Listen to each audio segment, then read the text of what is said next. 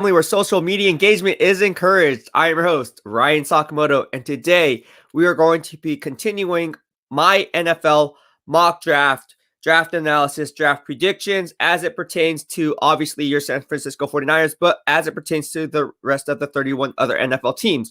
I'm also going to be breaking down my top 5 safe bets in this 2021 NFL draft class. As you guys know, there's always these proverbial boom or bust prospects. I'm going to break down brick by brick my top 5 players on why they won't bust and why they are the safest picks in this year's draft class. Now, before we go ahead and do that, I just want to say thank you to each and every one of you for subscribing to my channel. Just be sure to turn on and flip on the bell notifications so you get notified when I go live or when I upload content. Also, I'm looking at my analytics and I'm seeing about 63% of you guys are liking all my stuff, watching all my videos. So please do me a solid and hit the subscribe button in the lower right-hand corner of your screen as you stay up to date on all things Beast in real time. All right, so let's go ahead and get into it. Again, if you're on Facebook or if you have yet to subscribe to my channel, if you're on Twitter, the link is in my bio. Just go ahead and do yourself a solid and subscribe to your boy so you'll be entered to win this 49ers Fit Founding Members Dry Fit t-shirt. We are giving away 2 of these bad boys. And again, I really don't want to give these away because, to be honest with you, they're quite comfortable. But I'm doing it all for you guys. All right, so let's get to your questions. Before we go ahead and do that, I'm just going to break it down, my analysis, and then I'll circle back on your questions. So we're going to talk about my top 5 safe picks. Let's just get started, and we'll go on from there. All right, so my top 5 safe picks are, again, these aren't based on my big board, right? It's not my top 5 picks on my vertical board or on my big board like what Mel Kiper has and so forth. It's basically, if you were to draft this person, you know what his floor is, but then you also want to project his ceiling, but you already know what his floor is. So that's what I call it being a safe pick, because you know what you're getting, kind of like a veteran player. You know, maybe he not be a double-digit sack artist, but he'll get, 5 to 7 sacks consistently. Same exact thing. You know what his floor is. Potentially, he could get that double-digit sack number up a little bit, but ultimately, you know what you're getting at the very least. All right, so we're going to go ahead and break it down. Number 1, the number 1 safe bet in this year's draft class, obviously, he's going to be the number 1 on my big board. It comes down to Jamar Chase out of LSU. Jamar Chase, to me, is the cream of the crop of the wide receivers. Now, all you guys know I'm a big wide receiver Devontae Smith fan because I'm a Roll Tide fan. However, his size does kind of scale back and have some red flags for me because, again, at 175, I'm not sure he can hold up. Now, we've seen it with other players like Marvin Harrison, right? That's my comp for Devontae Smith. I think he's going to have that kind of type of success at the NFL level, Hall of Fame career. So wouldn't you put him ahead of Jamar Chase? Yes and no, right? Because there's some buyer beware there. With Jamar Chase, you know what you're getting. You're getting a height, weight, speed specimen. He ran a 4.38 40-yard dash. I believe he had a 41-inch vertical jump. So you take these measurables and what he did on the field and then double down on that production that he had in 2019, where he led the SEC and set the school record for touchdowns in a single season with 20. And then you say, well, dang, who was he playing along with? Justin Jefferson? And he had better stats than Justin Jefferson. And Justin Jefferson, by the way, if you guys don't remember, was my draft crush last year. So Jamar Chase, doubling down again from the LSU pool. Look for Jamar Chase to be the safest pick in this year's draft class. Now let's go ahead and talk about number 2, right? Who's my number 2 player? Well, don't be surprised. And this is not in any given order. This is just my top 5, all right? Pick your poison, however the order is.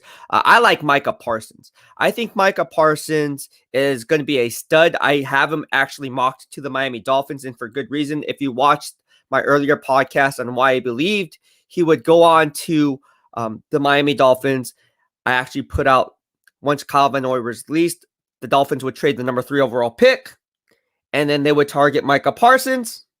I'm staying with that line of thinking, and hopefully that stays true. So look for that to be the play.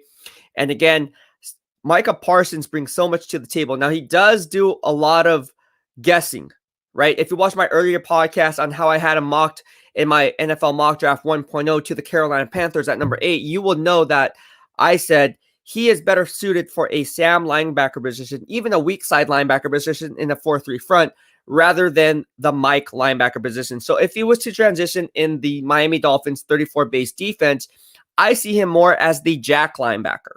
The jack linebacker is more of a player who is still tailored inside, but he's not going to be the guy that's responsible for taking on the majority of the work head on.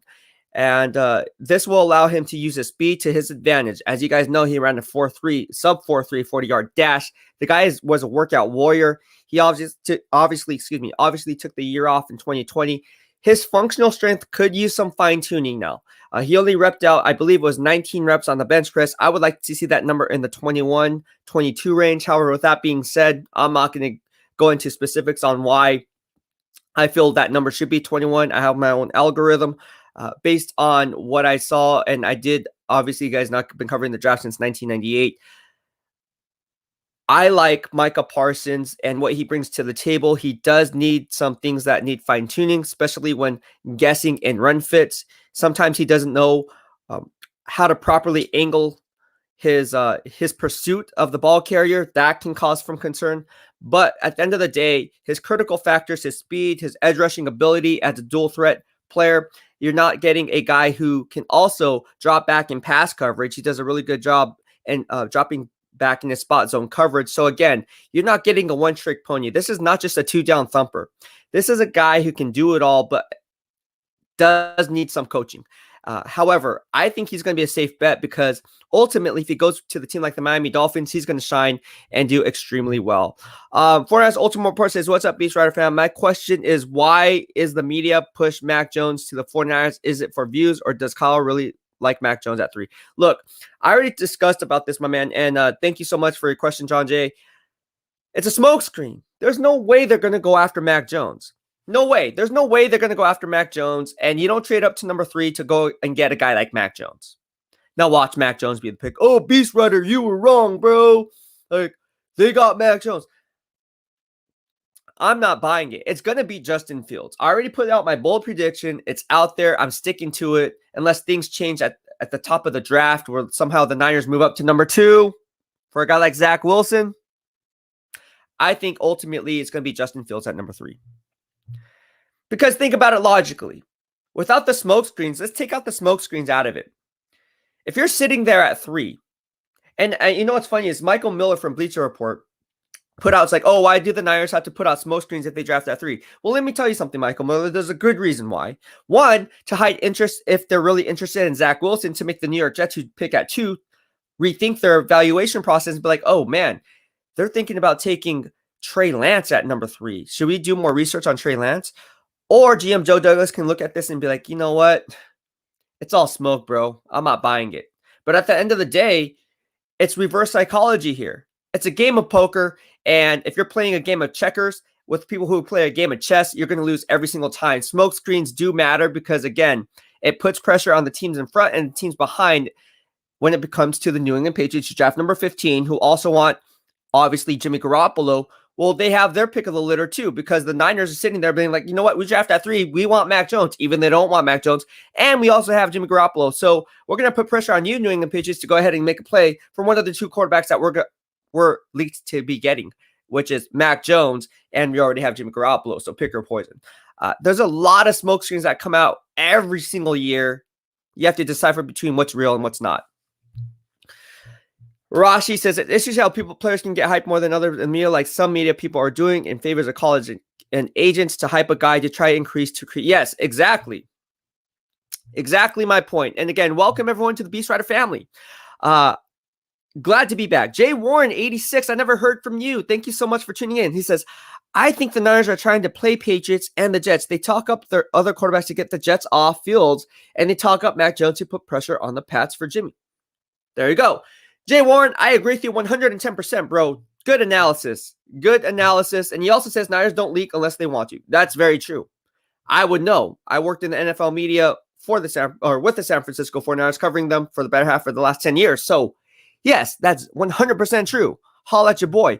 All right. Lunar Mystic says the Mac Jones is not even a first round worthy. I would say he's first round worthy. I wouldn't go that far. But then, you know, who knows? He could be a bust for all I know. We don't know. Lunar Mystic, my man says, yo, Beast from the BEASTwriter family. You seen Richard Sherman saying that the Niners should get Justin Fields? Yes, I did see that. And if you want to double down on that, why did I make those 3 bold predictions that Justin Fields would be drafted by the 49ers at number 3? Why did I make the bold prediction that Najee Harris could possibly be the pick at number 12? If you guys didn't hear this story, Najee Harris went on record saying he thought, based on what his discussions with the 49ers, that he would be picked up at number 12 before they made that trade. Where'd you hear that from?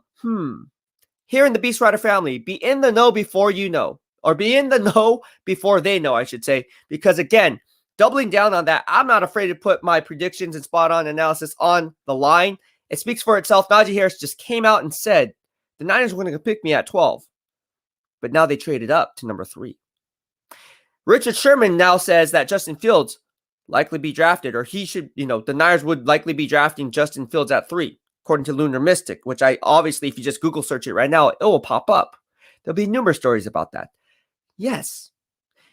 And what about Jimmy Garoppolo? During the year, what I say about Jimmy Garoppolo, and people are like, oh, no, it's still the year yet. Why are you talking about next year for it? Because I'm telling you guys things before it happens. Jimmy Garoppolo, what happened? I said, what? Where's he going to go to? New England Patriots. For what? A day 2 pick. But what are the Niners going to be asking for? A day 1 pick. Here we are today. What's happening? The Niners want what? A day 1 pick. What are they likely going to get? A day 2 pick. Do you think Jimmy Garoppolo is going to be ultimately shipped out to New England Patriots? That is another thing that I'm going to talk about. But again, getting back to my top 5 big board players in terms of the safest picks, I talked about Jamar Chase. I talked about Micah Parsons. Najee Harris is another safe bet. Najee Harris is, again, my draft crush, one of my draft crushes, I should say. He is a safe bet. How can you go wrong with Najee Harris? What does he not do well? Other than that, he's not a consistent home run threat like a Josh Jacobs is. That's it. That's the only flaw in his game. And you cannot say tread on his tires. I already debunked that on an earlier podcast. You can go ahead and watch all my Najee Harris podcasts. Just type in YouTube search BEASTwriter and then Najee Harris. You'll see everything I had to say about that. There's about 2 hours worth of video footage of my analysis on Najee Harris. He's a safe bet. He's a safe bet. If you don't go after Najee Harris, you're doing yourself a disservice because you're trying to probe and nitpick on things that are wrong in his game when there really is none. See, that's what happens when you evaluate a really good player, because you find yourself nicking and probing like, oh my gosh, like, well, are we sure? And then you kind of play games within yourself, like in your own head, like, well, what about that? Oh, well, see, when you dig deep like that, like, then you're playing a mind game with yourself. You're fighting with yourself because at the end of the day, just look at it. Look at the film, man. The guy is a beast. He's a monster. He leaps over Notre Dame defensive backs in the college football playoff and then goes for a deep run. I mean, come on, man. The guy is the real deal.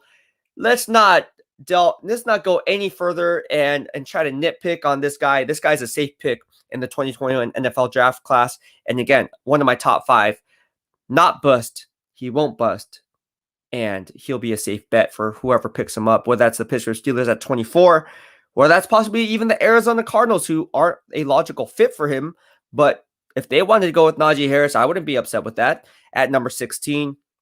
You also have the Miami Dolphins sitting there at number 18, who would be a perfect fit for GM Chris Greer and Brian Flores in that offense. So Najee Harris, another safe bet. So you have what we discussed. If you're just tuning in, I'm talking about my top 5 safe bets. And we are looking at Jamar Chase, my number 1. Micah Parsons, number 2, the best linebacker in the country coming out of this draft class. Najee Harris at number 3. And then you also have to take into account Kyle Pitts. Alex Faulkner's guy here in the BEASTwriter family loves Kyle Pitts. Kyle Pitts is another safe bet. Again, how many tight ends have been drafted inside the top 10 since 2000? Do you guys know the answer? I do. The answer is 4. There's only been 4 tight ends drafted inside the top 10 since 2000. All right. Furthermore, 2 of those 4 picks have been drafted by the Detroit Lions. That was Eric Ebron and that was TJ Hawkinson back in 2019. All right. So if you're putting it in perspective and peeling back layers of the onion to get to the core, you will know based on my BEASTwriter analysis and analytics, drafting tight ends inside the top 10 is not very likely. Now, the last player, one of the other players to do it was Vernon Davis. I believe he went to Maryland, and then where did he go to? The New England Patriots, San Francisco 49ers. Right? So they don't get drafted very highly very often. But when they do, those guys turn out to be Pro Bowl talents more times than not. And Vernon Davis, how can you go wrong with Vernon Davis? I mean, the guy was a beast coming out of Maryland. He was a workout warrior, but then those numbers actually translated onto the field. And I don't care what people say. Some people like Vernon Davis. Some people are cold on Vernon Davis. Hey, Vernon Davis was a beast for the San Francisco 49ers, just going to the playoffs and in that 2012 playoffs and the 2013. Who was the main guy at wide receiver? Vernon Davis. Thank you very much. All right. And then you want to double down on that. Since 2000, if you want to know the other player, that was Kellen Winslow Jr. He was drafted back in 2004 by the Cleveland Browns. Again, he ended up being a Pro Bowl player just like Vernon Davis was. So again, if you're going to select a tight end inside the top 10 like a Kyle Pitts, it doesn't happen very often, but there is a 50% success rate of landing a Pro Bowl talented player drafting a tight end inside the top 10 since 2000. There's some BEASTwriter analytics for you guys. You guys like this? Stayed up till 3 a.m. Once again, busting out the analytics for you guys, going back in the dirty archives so you guys want to know exactly what I had to say in my line of thinking. Tommy Huxley says, Ryan, what do you think about Grant's theory that the Jets are taking Fields? His theory that the Jets are taking Fields, it could happen. I'm not saying anything's off the board. Look, I don't know what Grant says, but if he's saying that the Jets are taking Justin Fields, well, what if the Jacksonville Jaguars want Justin Fields? Ohio State ties there. What if they don't go after Trevor Lawrence? And what if the Jacksonville Jaguars go after Zach Wilson? That's going to have that's going to create a domino effect where now teams are hitting the anxiety button, trying to scramble up for that quarterback because everyone believes today that that pick is ultimately going to be Trevor Lawrence, including myself. I'll put myself in that category. I believe ultimately Jacksonville Jaguars select Trevor Lawrence. However, I said in my previous live stream just a few days ago, don't be surprised if Zach Wilson is their guy or Justin Fields is their guy for GM Trent Baalke. GM Trent Baalke loves Ohio State players. Urban Meyer obviously coached at Ohio State, so you can kind of see what they're doing there. They want players who understand the system, understand the team cultural identity. You will get that with a guy like Justin Fields. Now, who's the better prospect, Trevor Lawrence or Justin Fields? Obviously, Trevor Lawrence. Obviously. Now, who's a better prospect, Zach Wilson or Justin Fields? I would say Zach Wilson. But if you have some kind of emotional attachment to Justin Fields, he could be your guy. Because remember, the Washington football team did the same exact thing when they drafted a Ohio State Buckeye quarterback by the name of Dwayne Haskins, who is now with the Pittsburgh Steelers. So don't think that it cannot happen. It could definitely happen. There's a humanistic approach to it, and that always comes into play at some given point in time. So don't be shocked if Trevor Lawrence is not the pick to the Jacksonville Jaguars, and ultimately that guy ends up being Zach Wilson or Justin Fields. Heck, it could even be Trey Lance for all we know, but that would be crazy. But I highly doubt that, obviously, but you guys get what I'm saying. All right, James Bradshaw for the BEASTwriter family. Hello, first time watching live. Hello from Ohio, go Steelers. Hey, thank you so much, James Bradshaw. And again, I'm just talking about Yinzer fan. I like it. Thank you for so much, and welcome to the BEASTwriter family.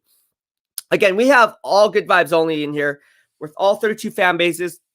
We have Yinzers. We have Panthers fans, Steelers fans, 49er fans, Jets fans, Bengals fans, Browns fans, Cardinals fans. Who else do we have in here? Obviously, I just said Panthers. We have so many different fan bases. In actuality, I'm surprised that we do have Bengals fans in here because, to be honest with you, there's not too many Bengals fans out there. But they're in here. The ones that are on YouTube are actually in the BEASTwriter family. I think that's kind of cool. I like giving Cincinnati Bengals fans some love. Seize the day, guys. You guys hold the number 5 overall pick, and that is a good draft position for you guys to even trade back if you see fit. You don't have to go after and get a guy like Kyle Pitts or Jamar Chase. You can trade back because you guys have a plethora of different needs that you guys can go in and gain draft capital in return. All right, Alex Faulkner says, assuming Niners take Fields or Wilson at 3, what position did Niners target in the second round? Or if they trade back into the first, what position do they target? It depends on the draft position. It's hard to say, right? Like in real time, because if that takes place, again, a lot of these players are going to be pushed up the board. So for me to kind of go, and again, this is why I'm going to do a live stream on draft day.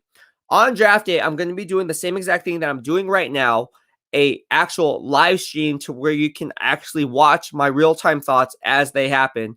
Now, I am on YouTube TV, so there might be like a 3-second delay, 5-second delay. But with that being said, you'll see what I had to say in real time.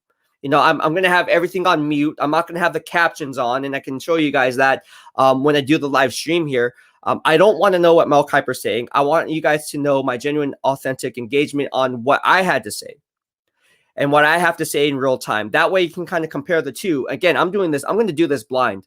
In fact, I'm not even sure if I'll be watching it on TV. I might just go on Twitter and just look at the pics and then formulate my analysis that way.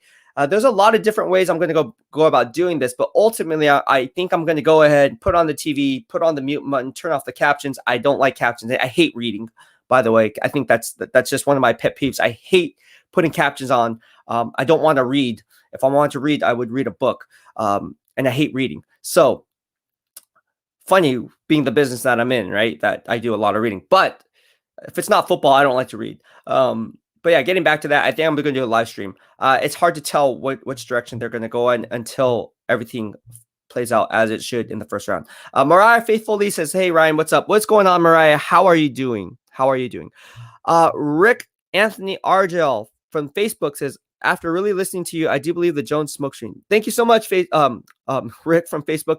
Do yourself a favor, man. Just go to www.youtube.com/BEASTwriter, and you will be entered to win this 49ers Fit founding member official 49ers Gym swag dry fit t-shirt. Just go ahead and do that and subscribe to your boy and engage with me just like you're doing on Facebook, but just do it on YouTube and you'll be entered for these giveaways. All right.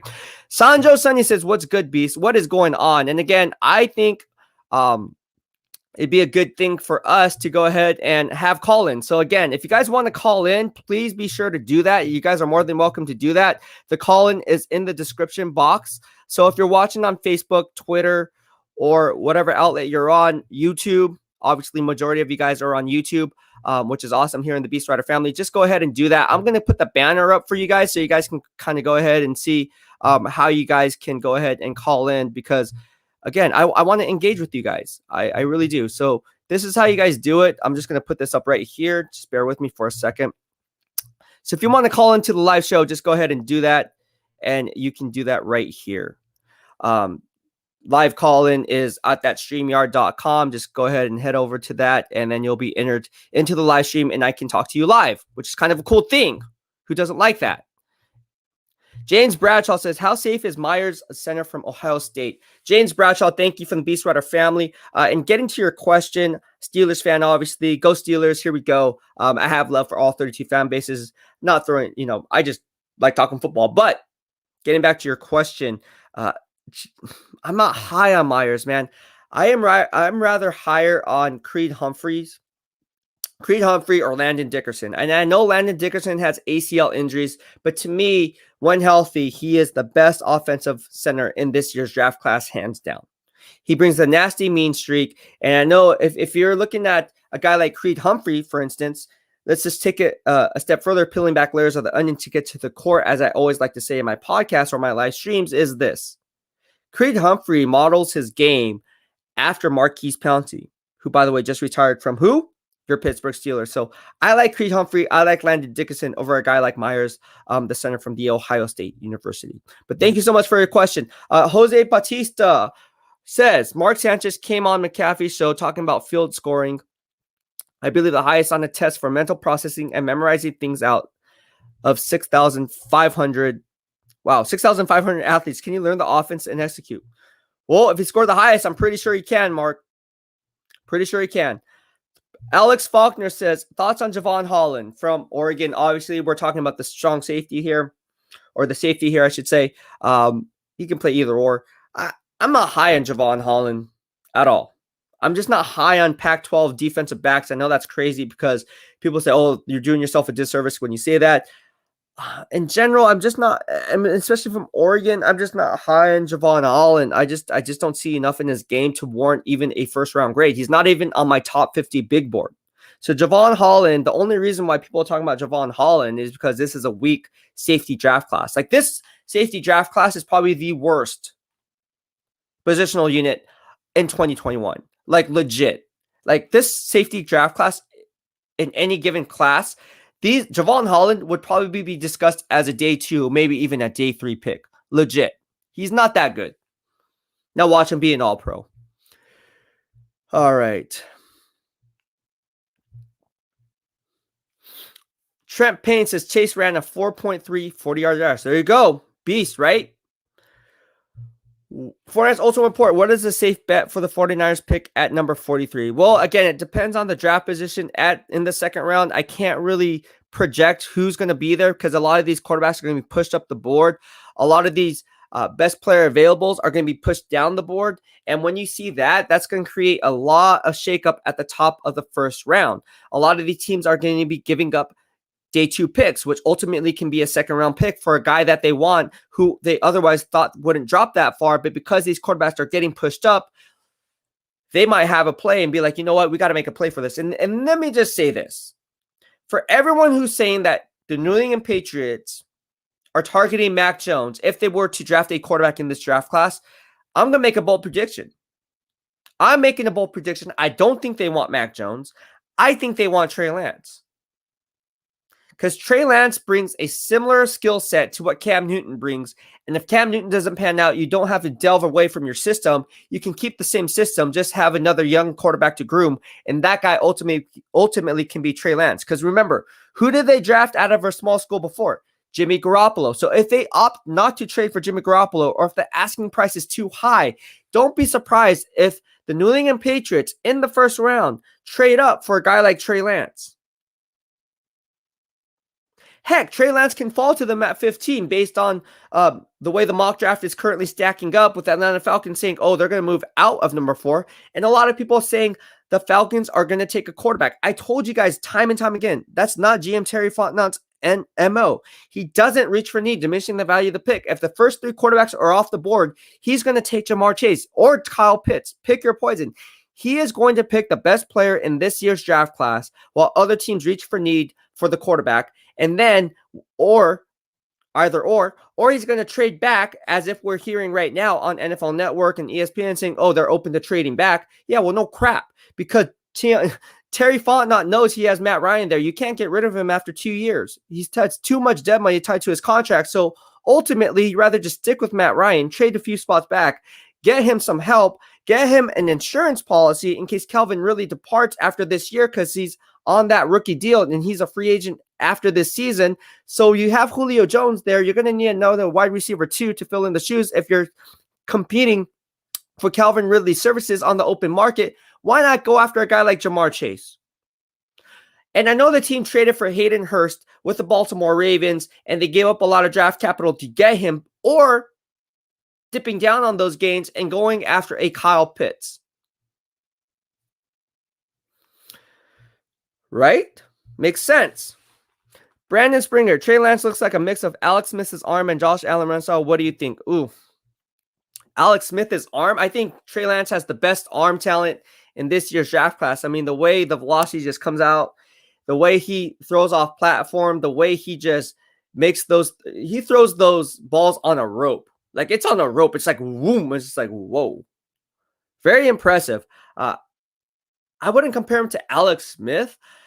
In fact, I don't know who to compare Trey Lance to, because, again, Trey Lance is such a raw project. To compare him to any player at the NFL level and say he's going to be that player, or even make a comparison, that would be a disservice to the guy who I am comparing him to. But I will say this. Trey Lance has the most upside of any quarterback coming out of this draft class. There's a reason why he is in discussion as a top 10 pick, because any coach can look at his critical factors and be like, I can coach up this guy. He can be an all-pro talent for the next 10, 15 years in this league. A guy called Ed said, sup, Beast? What's going on? How you doing? Since you have covered the draft since 1998, who are some of your most memorable bust draft crushes? Mike Vick was my biggest draft crush. I also wanted the Niners to get AP. Well, in 1998, I didn't know any better. I was dumb. All right. I was stupid. And I really liked R.W. McQuarters out of Oklahoma State, the boundary cornerback who was diminutive and small, yet shifty and fast. He had versatility in the return game as a punt returner, kick returner. Number 21, modeled his game after Deion Sanders, wore a Band-Aid, had the no strap on his sleeve, on his gloves. He would not strap them on like Deion Sanders. had big muscles. In fact, RW McCorders, if you're watching this, you're one of the biggest reasons why I got in the gym in the first place, because I saw you up close and center, sitting there front row. I'm like, who is this guy? This guy's a beast. And I was like, I want to be like that guy. Legit, RW McCorders had guns for days. And coming from the BEASTwriter, hey, that says a lot, man, because I don't say that about too many people, especially at the NFL level. RW McCorders was built like a house. Unfortunately, he didn't play up to his standard. Come on, RW McCorders. But I liked RW McCorders in 1998. I thought that was a good pick. I believe in 1999, didn't the 49ers draft Reggie McGrew the defensive tackle out of Florida, University of Florida? I didn't like that pick. I thought he was a reach. I did not like Reggie McGrew's film. From what I saw, and I didn't know much. Here I am. I think I was in middle school still, and I was like, I don't know, something about Reggie McGrew. I don't think he's going to cut it. He was a bust. Reggie McGrew's bust. I didn't like Kwame Harris at all. I didn't like all the busts. I didn't like. I hated Rashawn Woods' pick. I hated AJ Jenkins' pick. But yeah, getting back to it, and the reason why I'm bringing up the 49ers was because, man, I was a diehard Niner fan, right? Just like you guys. So at one point. So yeah, going back to the draft, Jim Druckenmiller. I wasn't high on Jim Druckenmiller either. I did like there's some picks that I did like. I did like David Boss. If you guys don't know who David Boss is, he was an interior guard center coming out of Michigan, drafted in the second round, I believe. I think it was number 33 overall, if I'm not mistaken. You can look back at that. But I believe he came out of the same draft as Alex Smith or somewhere around there. They also got Justin Smiley. I liked that pick when they got Justin Smiley. Adam Snyder, I liked getting him in the third round out of Oregon. I liked that pick. But there, then you double down on the defensive side of the football. They made some head scratching plays, man. Like there's just, Reuben Foster. There's just a lot. There's just a lot of players off the top of my head that it's just, you look back, and I'm doing this blind. But let's see, 2002, 2003. I'm just kind of registering here. 2004, Rashawn Woods. I think Rashawn Woods came out in 2004, if I'm not mistaken. Yeah, there's just been a huge bunch of misses.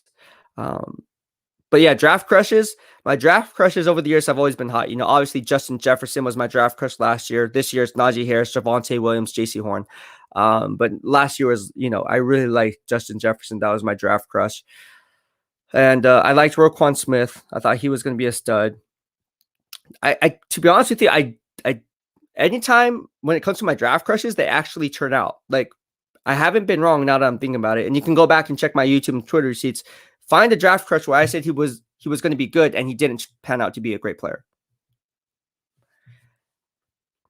Now that I think about it, pretty spot on. Pretty spot on. You wanted the Niners to get Adrian Peterson. Hey, that was a good one. I liked him too. I liked Adrian Peterson. Let's look at the draft here. Now I'm going to pull it up. I was doing this blind, but now you got me intrigued, man. Because again, let's just look at the draft class, man. It's okay. So let's look at 2002, right? The one year I will remember. Okay, 2000, right? I'm going to do this right here. So if you look at the 2000 draft class, remember when they had a plethora of different picks, and this was the Giovanni Carmazzi pick out of Hofstra, where they got him in the third round, and that was a Bill Walsh selection. Gosh, that draft was probably my favorite for the 49ers. One, they doubled down on those gains multiple times. They hold multiple first-round picks. They traded with the Washington Redskins. If I'm not mistaken, I believe it was the Washington Redskins, and they moved back, and I believe the Redskins picked up Chris Samuels, the offensive tackle?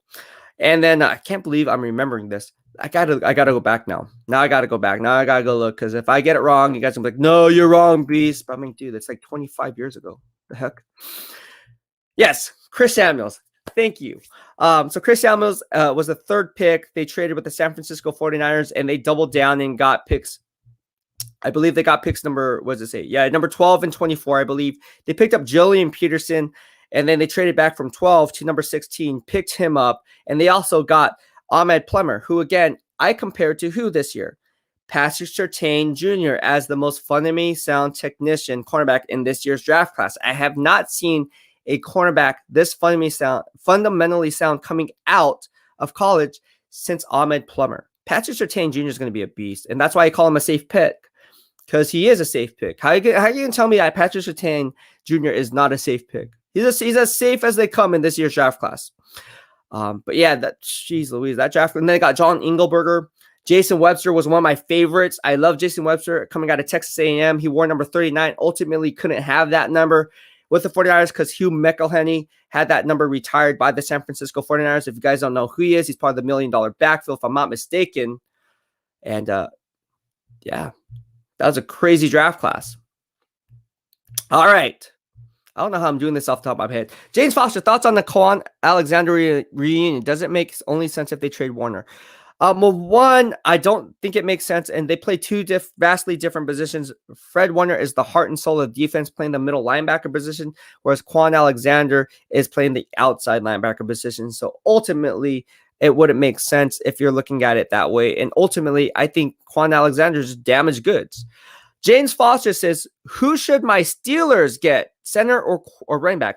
Great question. I actually wrote up a podcast on this earlier. If you want to go ahead and see what I had to say about that, again, anything you guys want to know what I had to say in real time, there's obviously a playlist. So if you're watching on YouTube, there is a playlist. I have a playlist of all 32 NFL teams, along with other things that I do. So go to the team that you want to find out. Say, hey, did BEASTwriter talk about this? Click on your team. In this case, it'd be the Steelers. And yes, in your case, I did talk about this. With the Pittsburgh Steelers sitting there at number 24, I believe their best bet is to take the best player available.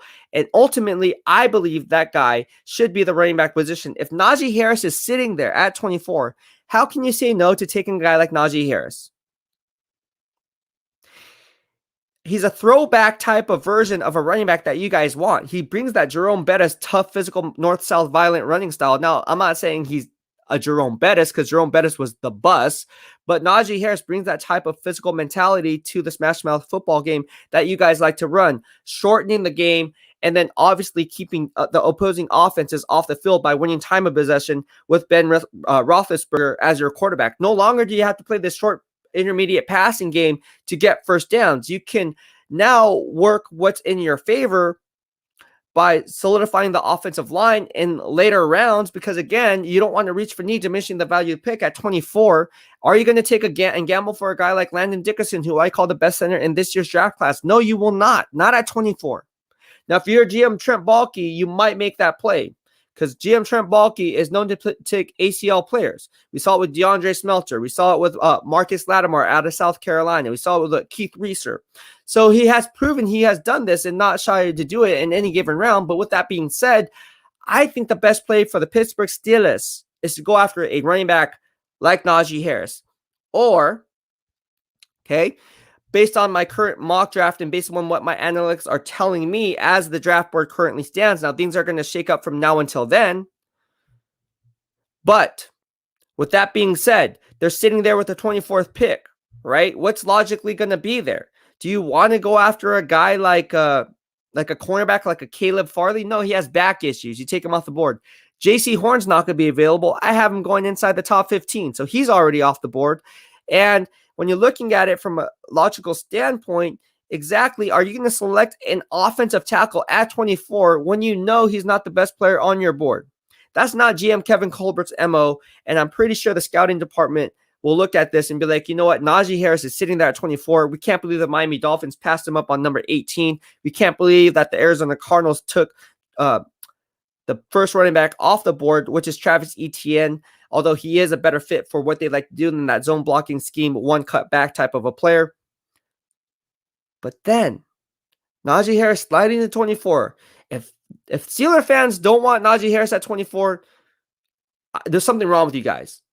Because Najee Harris, to me, again, is a top 5 safe bet in this draft class. He can ultimately be, again, my draft crush was Justin Jefferson last year, and people were laughing at me saying, oh, yeah, ha, ha, ha.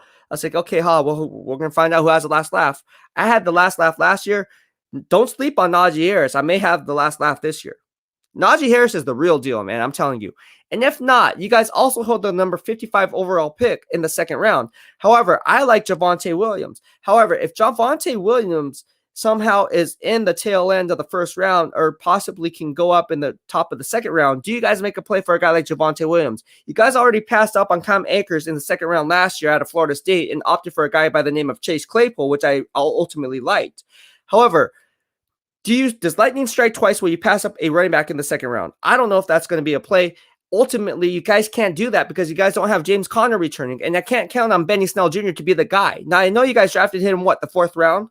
But is he the answer? I don't know. Is Anthony McFarland the answer? The Maryland running back that you guys drafted last year. Is he the answer? I don't think so. So with that being said, you guys need a running back. Otherwise, you guys are going to go into the season possibly only winning 5 or 6 games.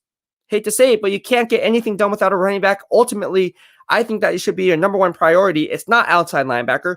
People who are saying it's outside linebacker because they lost Bud Dupree to the Tennessee Titans are doing yourself a disservice because, as you guys know, I run my own grading systems. I don't rely on PFF. Alex Highsmith was playing at an all-pro level. Again, James, if you really want to see what I had to say, go ahead and watch the Steelers podcast, my man. I have included an Alex Highsmith podcast specifically for you on why the Steelers do not need a guy like Zaven Collins at 24, a guy like Azeez Ojulari out of Georgia. You guys are set with Alex Highsmith. Alex Highsmith was playing at a first-team all-pro level in my grading system. Same goes with Robert Spillane when he filled in for Devin Bush. So don't be shocked if the Steelers do not go second-level linebacker at 24 or offensive line at number 24 and would rather roll the dice on a guy like Najee Harris as the best player available. Thank you so much for tuning in. I really appreciate what you had to say. I love talking football, if you guys can't tell. Sanjo Sunny, let him know, bro. Jones is not the pick. I believe Lance is the pick, though, because it allows Kyle John to drag out Jimmy G at quarterback till Niners either get a load for him or nothing at all. Exactly. And again, if you guys want to call in, just go here, and you guys can hop on my show, and we can talk football live. It's all fun. Frank Brutus had finally joined the club. We definitely taking feels. Not that I like the pick, but who knows? Could be a gem. Yeah, who knows, man? I have no idea. And welcome to the BEASTwriter family. But go ahead and get yourself a YouTube account and open one up. If you have a Facebook, obviously, I know you have a YouTube. Everyone has a YouTube. Everyone goes to YouTube for everything. If you want to find something out, if you want to look at highlights, if you want to watch film, you go to YouTube. Everyone's on YouTube. So all you got to do is hit the subscribe button. And if you do, you'll be able to win this 49ers Fit founding members 49ers Gym t-shirt, dry fit t-shirt. I should say it's really good quality stuff. They don't even sell these. You can't even buy them. They're not on the team store. You can go get it here in the BEASTwriter family. And if you're a Steelers fan like my man James Bradshaw, or if you're a Panthers fan like my man Jan Paul Edwards, Dios, don't be surprised. It's all good. If you're a Cardinals fan, if you're a Steelers fan, if you win, you win. And all you guys got to do is go head over to the team store, pick up a value of $25, and I will go ahead and get that item, whatever that is, shipped out to you. But subscribe to your boy here in the BEASTwriter family. Do yourself a solid. All right. Let's go ahead and get to your comments. There is a lot of comments. All right. Braden Springer from the BEASTwriter family says, I would like to get some help at cornerback, O-line, or someone on opposite side of Bosa. Interesting you say that.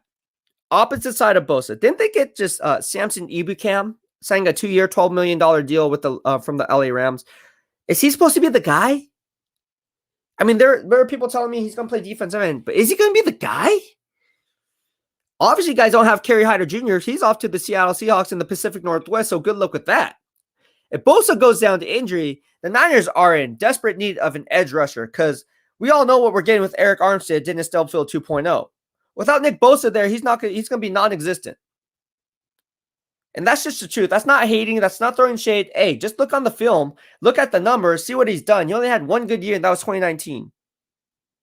So is he a one-hit wonder? Is he worth $85 million worth of contract? No, he's not. And people were saying, Beast, can we trade Eric Armstead? No.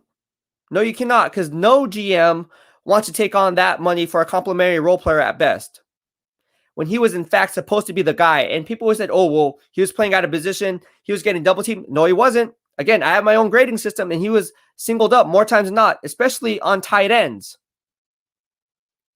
Same problem that he had during his rookie year when I called him out on it. Furthermore, let's double down on that. Look at guys who have no supporting cast whatsoever. They don't even have a Nick Bosa. They have nobody. It's just them. Grady Jarrett from the Atlanta Falcons. Cleveland Browns, who they have? Myles Garrett. That's it. Right? Fletcher Cox, Philadelphia Eagles. There's another one. So don't tell me that you cannot produce Pro Bowl level talent without a Pro Bowl level supporting cast around you, because those guys are still getting it done and still putting up Pro Bowl numbers and still being voted to the Pro Bowl. They definitely need help. Now, Javon Kinlaw, since I'm your biggest inspiration, you tweeted this out. You said, BEASTwriter, you're my biggest inspiration. And I thank you. I take that as a compliment. Thank you so much. And mahalo. You're going to get 5 to 9 sacks this year if Bosa stays healthy. If Bosa doesn't stay healthy, I still think you're going to hit that number. I like what you bring to the table. It's time for you to show up. I think you will. I think you're going to show an array of pass rush moves. And I'm really eager to see what you can do at the next level. Raising your game to a higher standard, and using that rookie campaign as a learning experience to kind of build on your pass rush moves, because everyone sees the Pro Bowl potential that you have to offer. Now, can you live up to that Pro Bowl potential? Time will tell. Time will tell. Braden Springer, Penei Sewell should be on the list. Apologies for spelling. No, you're fine, man. Don't worry. You don't have to apologize or anything to misspell. Hey, Penei Sewell, whatever. I get it. Your spelling is fine. It's wrong, but it's fine. This is not a spelling bee. I mean, I get things wrong all the time. So, I get what you're saying. Yeah. Penei Sewell, I like Penei Sewell. Kim Ferrison from the BEASTwriter family. Hofstra Recruit says, it's common on how all these NFL insiders supposedly know that Shanahan is doing the most tight-lipped coach in the game. Yes. Yes. Jonathan K28, my Adam Schefter says, scenario, say if Williams falls, Miami called and said, we will give Tua and 6 to get up and get Wilson. You can take Pitts at 6. Do you do it?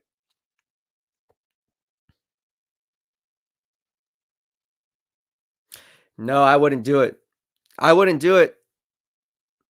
I like Zach Wilson a lot. I think, to me, if he goes to the San Francisco, it's game over.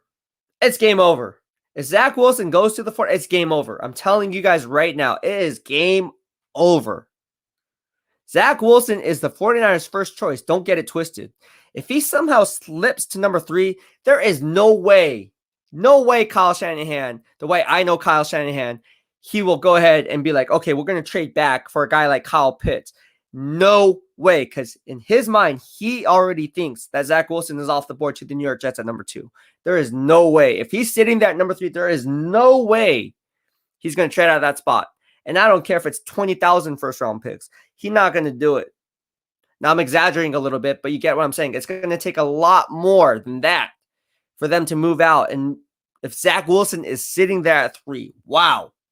What do you think Steve Young would say? Steve Young would probably be like,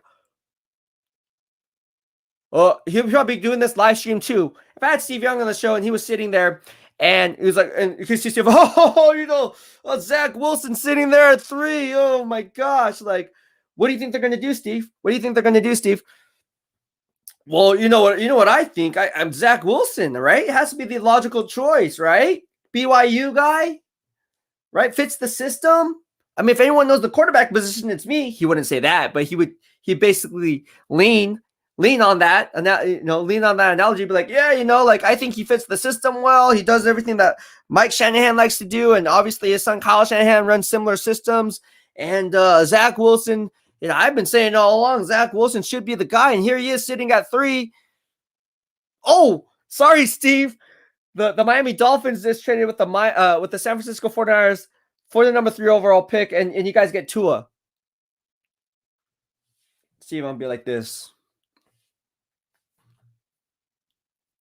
What do you think of that, Steve? Well, it's interesting. It really doesn't make sense to me. You guys know where this is going. Come on. 49ers Ultimate Report. I don't see it happen, my man, Jonathan K28. And Jonathan K28, just putting it up here. My man, Jonathan K28 is my Adam Schefter. 49ers Ultimate Report. What makes Najee Harris a great running back prospect besides his stats? Is it his running style? Is it his toughness, catching style? What does the analysis say? I don't know what the other analysis say, but I actually did a podcast. I did numerous live streams on this. If you want to look on that, just go ahead and Google search it, man. YouTube search. You're on YouTube. Just YouTube search BEASTwriter Najee Harris. You'll see a ton of stuff on my stuff that I had to say about Najee Harris.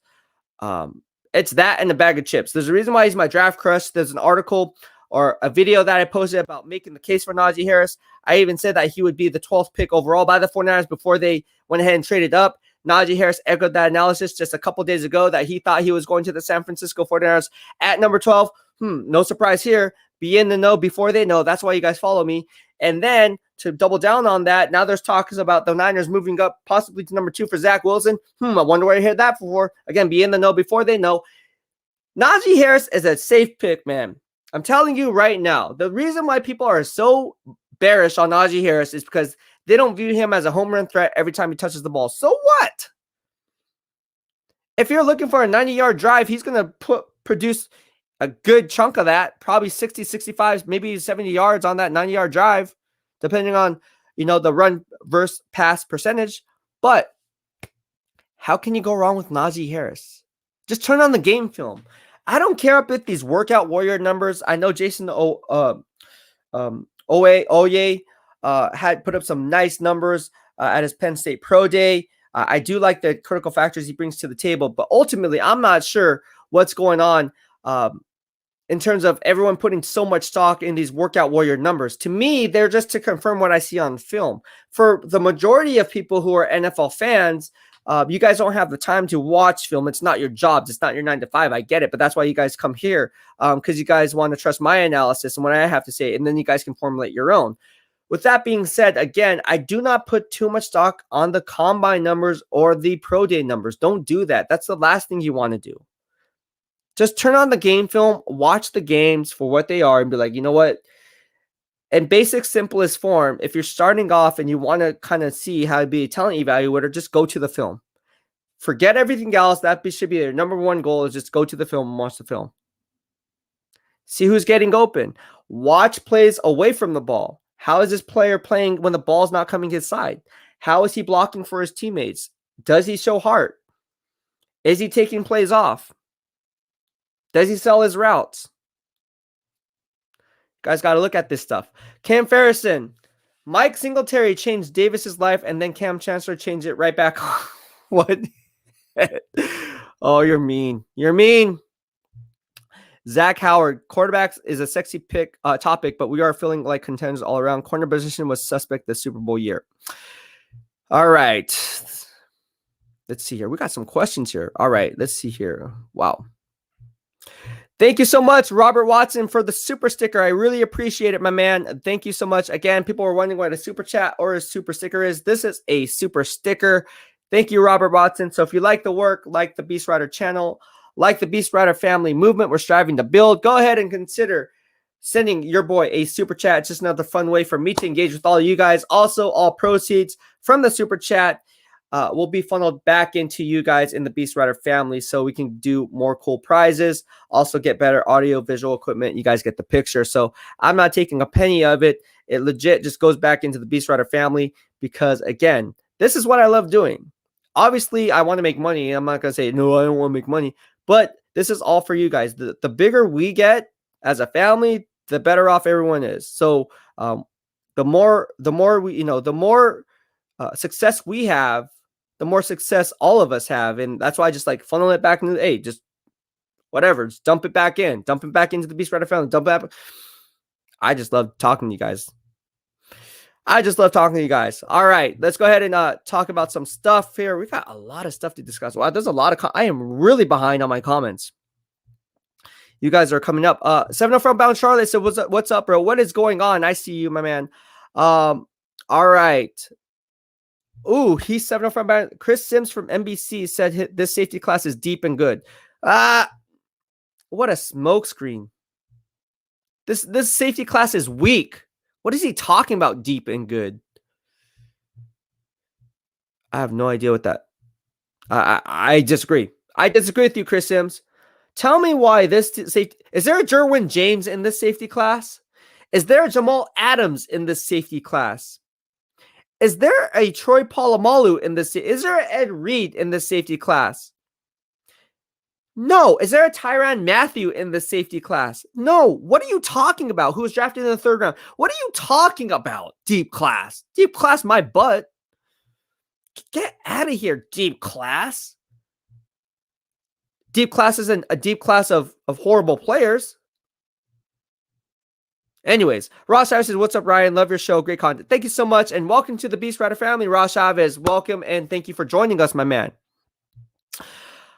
All right, let's go ahead and get some stuff on. We have a lot of stuff. All right.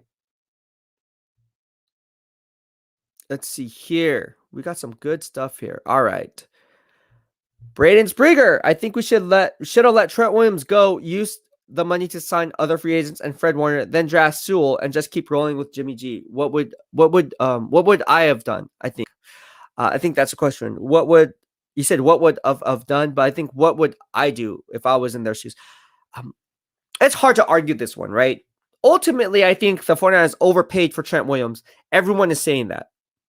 However, price is what you pay, value is what you get. I always say that too.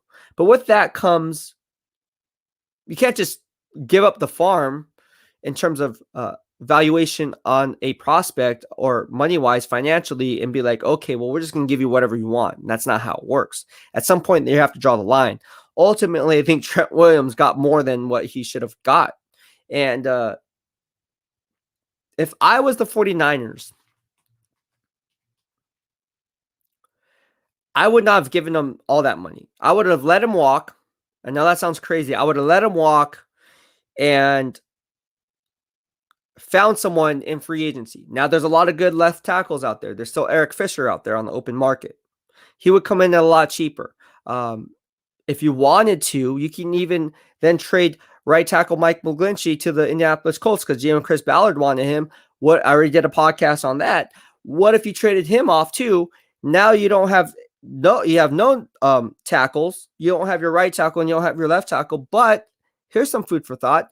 What if you double down on that, get a second-round draft pick in return for Mike McGlinchey? Because as you know, that fifth-year option is very coveted by every NFL GM at the NFL level. And if they believe that guy's a first-round pick, which GM Chris Ballard is very extremely high on, along with Quentin Nelson coming out of the 2018 NFL draft class, if you think he can revive his career playing right tackle Mike McGlinchey on the left side next to his best friend Quentin Nelson, he might have given up a second round pick. Now you can maneuver the draft how you see fit in the first round or in the second round.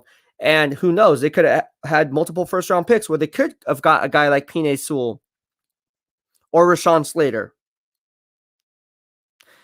Ultimately, I don't know. I just think they gave up way too much. And they would have been a better serve to go ahead and save that money, sign a guy like Eric Fisher off the street, and then maybe even double down on that and then go after right tackle Mitchell Schwartz.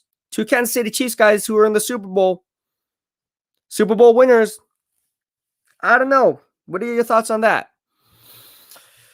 All right. Tommy says, Ryan, are you a die easy Niner fan? Oh my gosh. Alex Faulkner, where do you rank the Niners offensive line to the rest of the league on paper? My man, Alex Faulkner. All right. Kyle Pitts. This is my man. His draft crush is Kyle Pitts. And getting back to your question, the offensive line is not as bad as people make it out to be because of the system that they're in. You don't have you have to have the most athletically gifted players on the offensive line to run a zone blocking scheme. You just have to block a certain area and leverage your splits how you see fit based on where the play is directed to be drawn up to.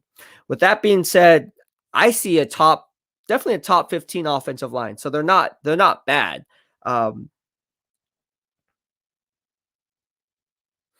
Ultimately, I think they're going to finish in the top 10. I think this offensive line is going to finish in the top 10. I think they're going to do well. I wouldn't be surprised. Now, everyone has to stay healthy, but I see a top 10 offensive line for the San Francisco 49ers. I can't believe I'm saying that, but that's just where I think it's going. All right, let's go ahead and move on.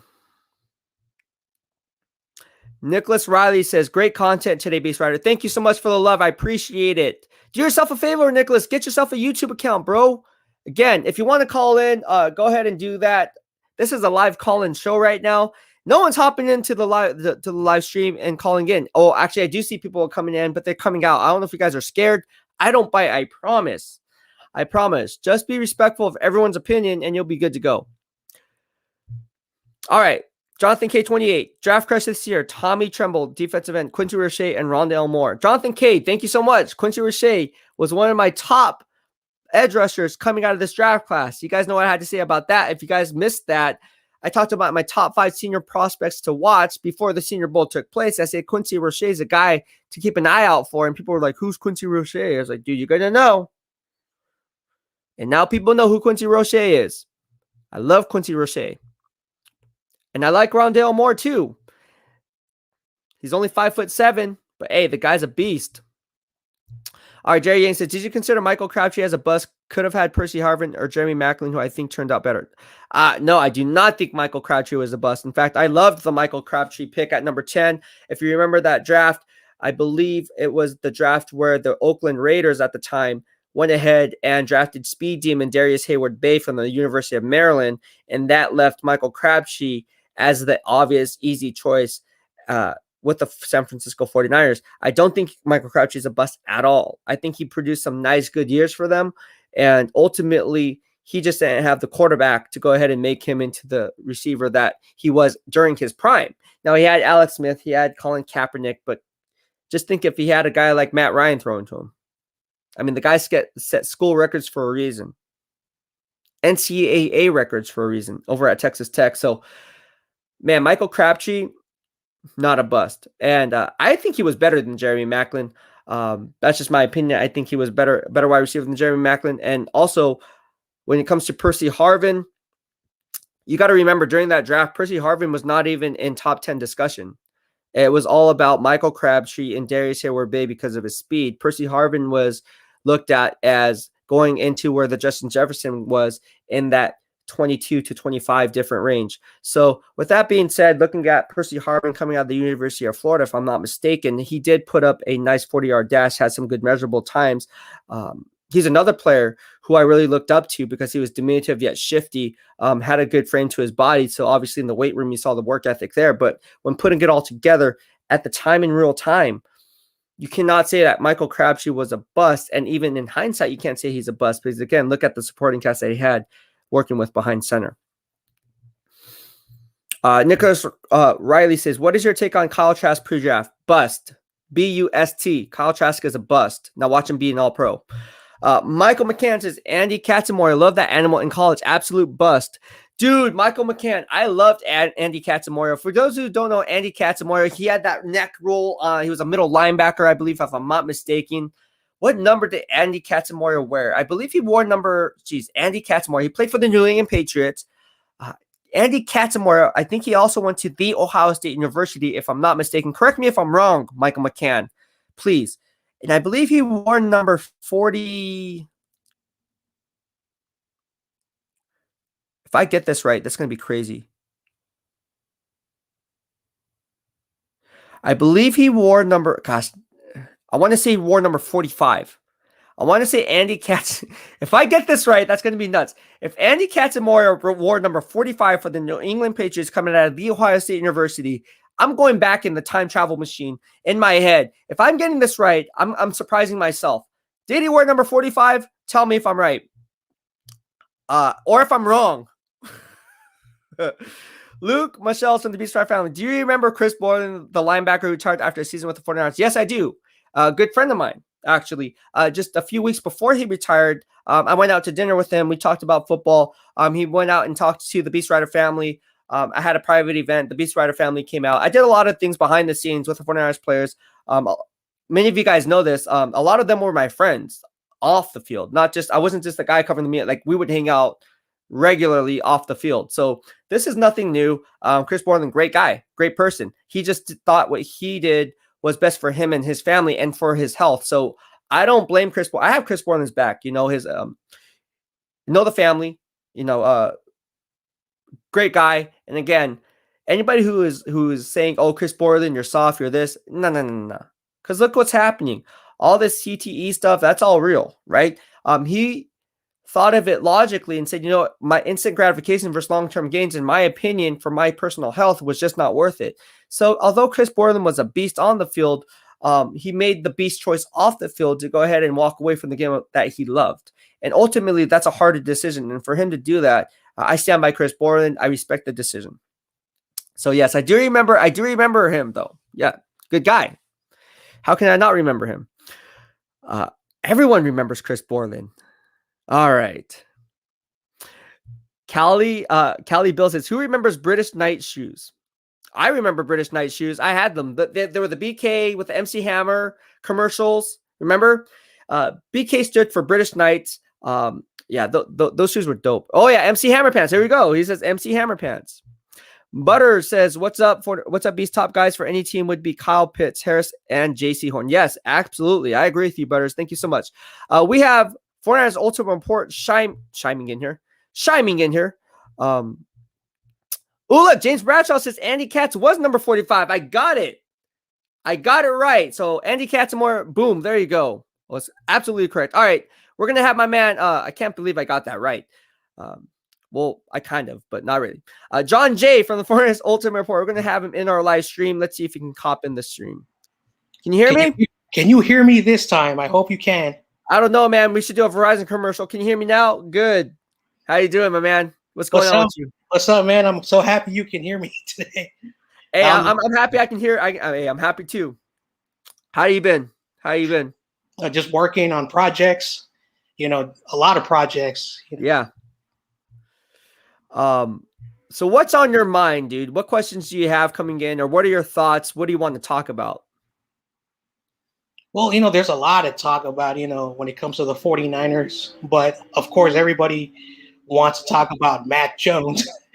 And for me, I'm a person who, just says that, Mac Jones is not a horrible quarterback. It's just that you do have to get a quarterback that's basically a little bit different than what Kyle Shanahan has been doing with Jimmy Garoppolo for the past few years. So, that's the reason why I think I'm probably the only person who believes that, Justin Fields and Trey Lance could really change the way how Kyle Shanahan coaches, because, if we're going to continue doing the same thing over and over again, like, what are you telling the 49er fans?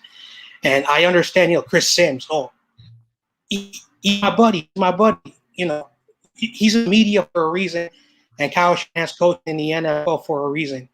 And when all the experts are saying, this and that about the other two quarterbacks, like Justin Fields has a horrible work ethic, or he's so bad, that's why he has to run a lot. It's just crazy how, we have to wait till the 29 and then finally this thing will be over. Right. It's just really interesting how everything is playing out, especially with this whole smoke screens. Like, I've been doing this since almost 25 years. I can't believe I'm that old, but I've been covering the draft since legit middle school. And there's a lot of people out there like me, right? I'm not saying I'm the only one, but I'm very analytical. Like reciting Andy Katzenmoyer, number 45 from the New England Patriots, and knowing that, stuff like random stuff, right? When it comes to the draft, people need to understand, don't take things at face value all the time.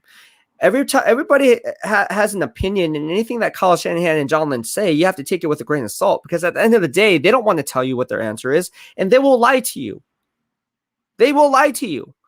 For instance, during the draft, I asked, right after Dante Pettis was drafted, I was sitting there front row in the pre-draft presser, and I was like, I'm going to grill Kyle Shanahan and Dante Pettis. I don't care if he thinks he knows more than me. I'm going to try to test him on it. And so I said, hey, what do you like about Dante Pettis? You traded up for him in the second round.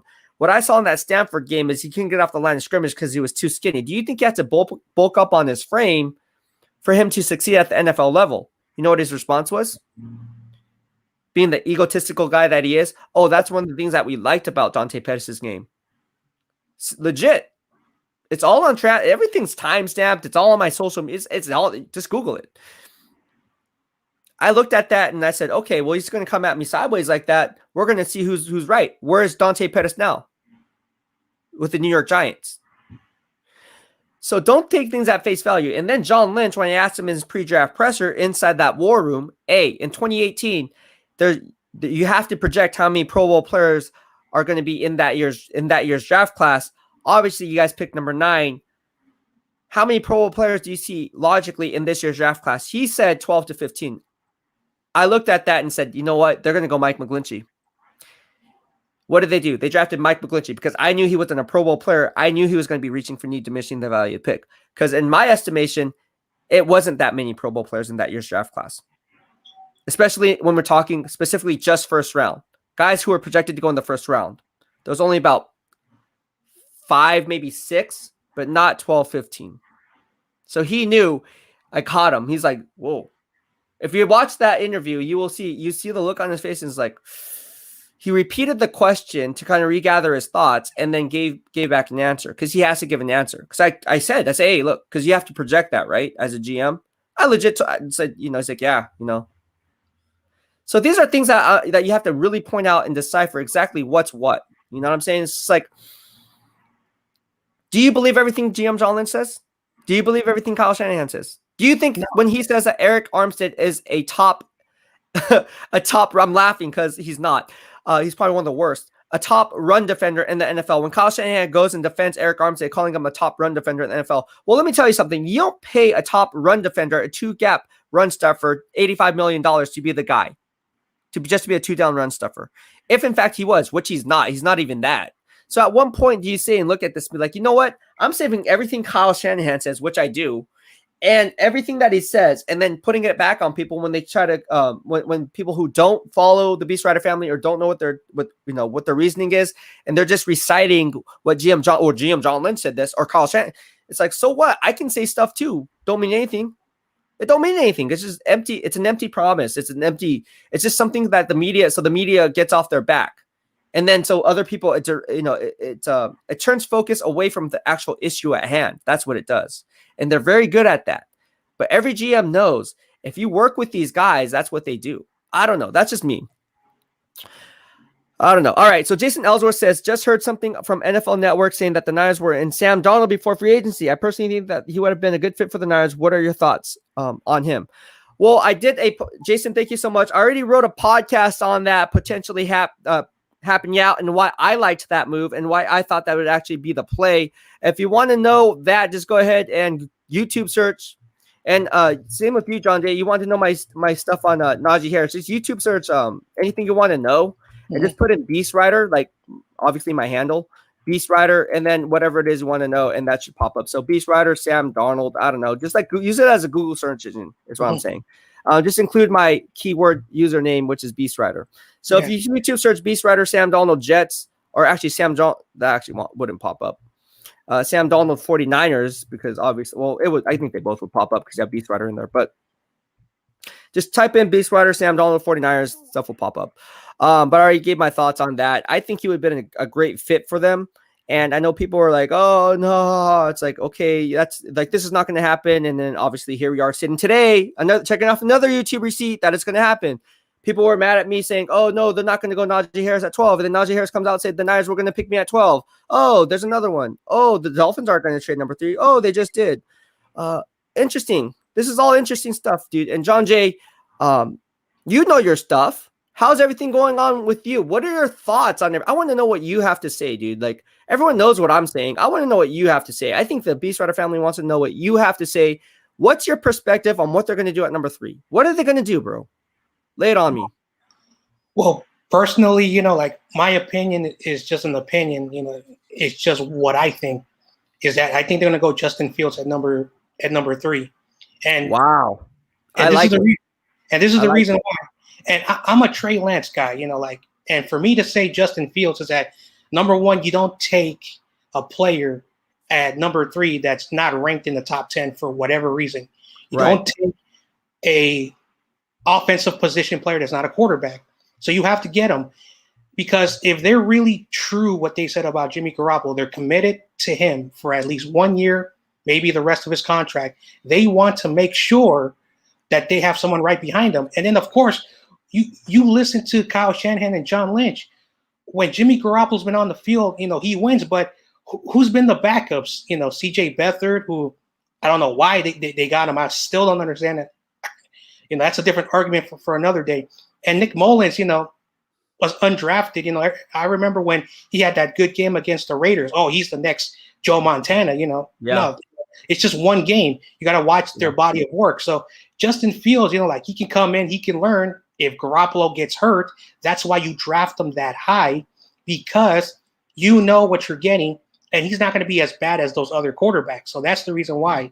Now, if they, really believe that Mac Jones is going to be number 3, we're stuck with Jimmy Garoppolo, because Right. I don't think Mac Jones is going to develop.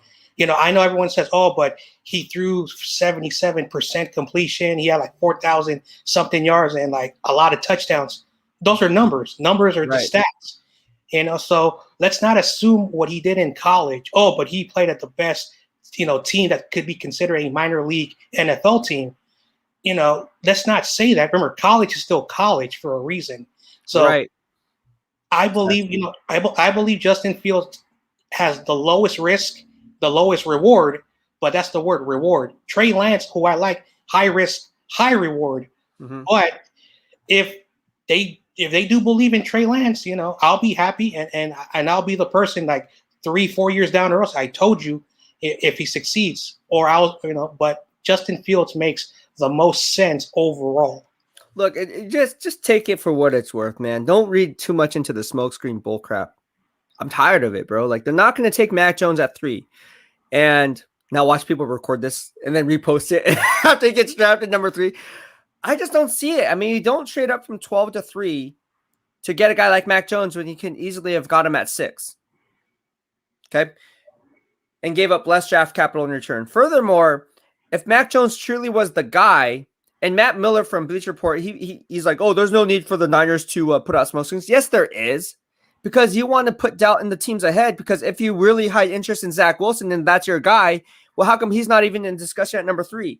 And the assumption is that, well, the Niners probably think that Zach Wilson's not going to go to the New York Jets. But then you can drive smoke and be like, you know what? We're not even considering Zach Wilson without even saying that, because we're not talking about him. So logically, psychologically, you're like, oh, well, he's not even in discussion. Why? But the only people are saying, because Zach Wilson is probably going to go to the New York Jets. Well, it's not going out the Niners. The Niners aren't saying, hey, we're not talking about Zach Wilson. He's going. Do you see how that works? They're talking about Justin Fields, Mac Jones, putting the attention on those guys to make Robert Saleh and Joe Douglas think at number 2, and even Urban Meyer at number 1. Like, hey, maybe we should be looking at Justin Fields. Do you see what I'm saying? So for Matt Miller to be all on Bleacher Report and be like, oh, smoke screens don't mean anything because they hold a number. Stupid. It's dumb. Trust me on that. Because you wanted, the smoke screens are out there for not only the teams behind you, but for the teams ahead of you. So if I was actually, let's say I'm the GM of the Niners and I'm really high on a guy like Najee Harris, right?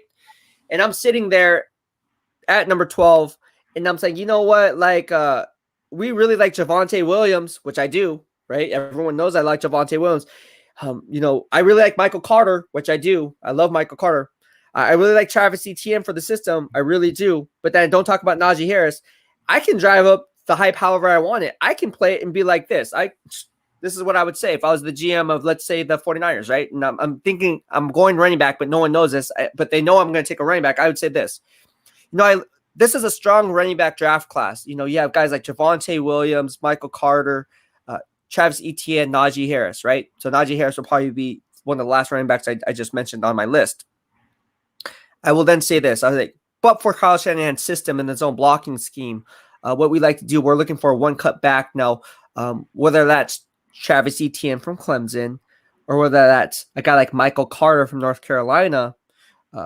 We're going to do our due diligence, leave no stone unturned, but this is a strong draft class. You see where I went there? How come I'm not talking about Najee Harris? Oh, well, I don't know. What if there's a team ahead of that once? Well, I'm not going to tell them that. I just mentioned them slightly, but I'm not going to not actually be, oh, yeah, Najee Harris. Oh, my gosh, yeah, I want that. You know what I mean? No one's going to do that. So I'm telling you, Zach Wilson to the Jets is not a guarantee. If he falls to the Niners, they will pick him up. What do you think on that? If Zach Wilson's sitting there at 3, do you think they're going to pick him up?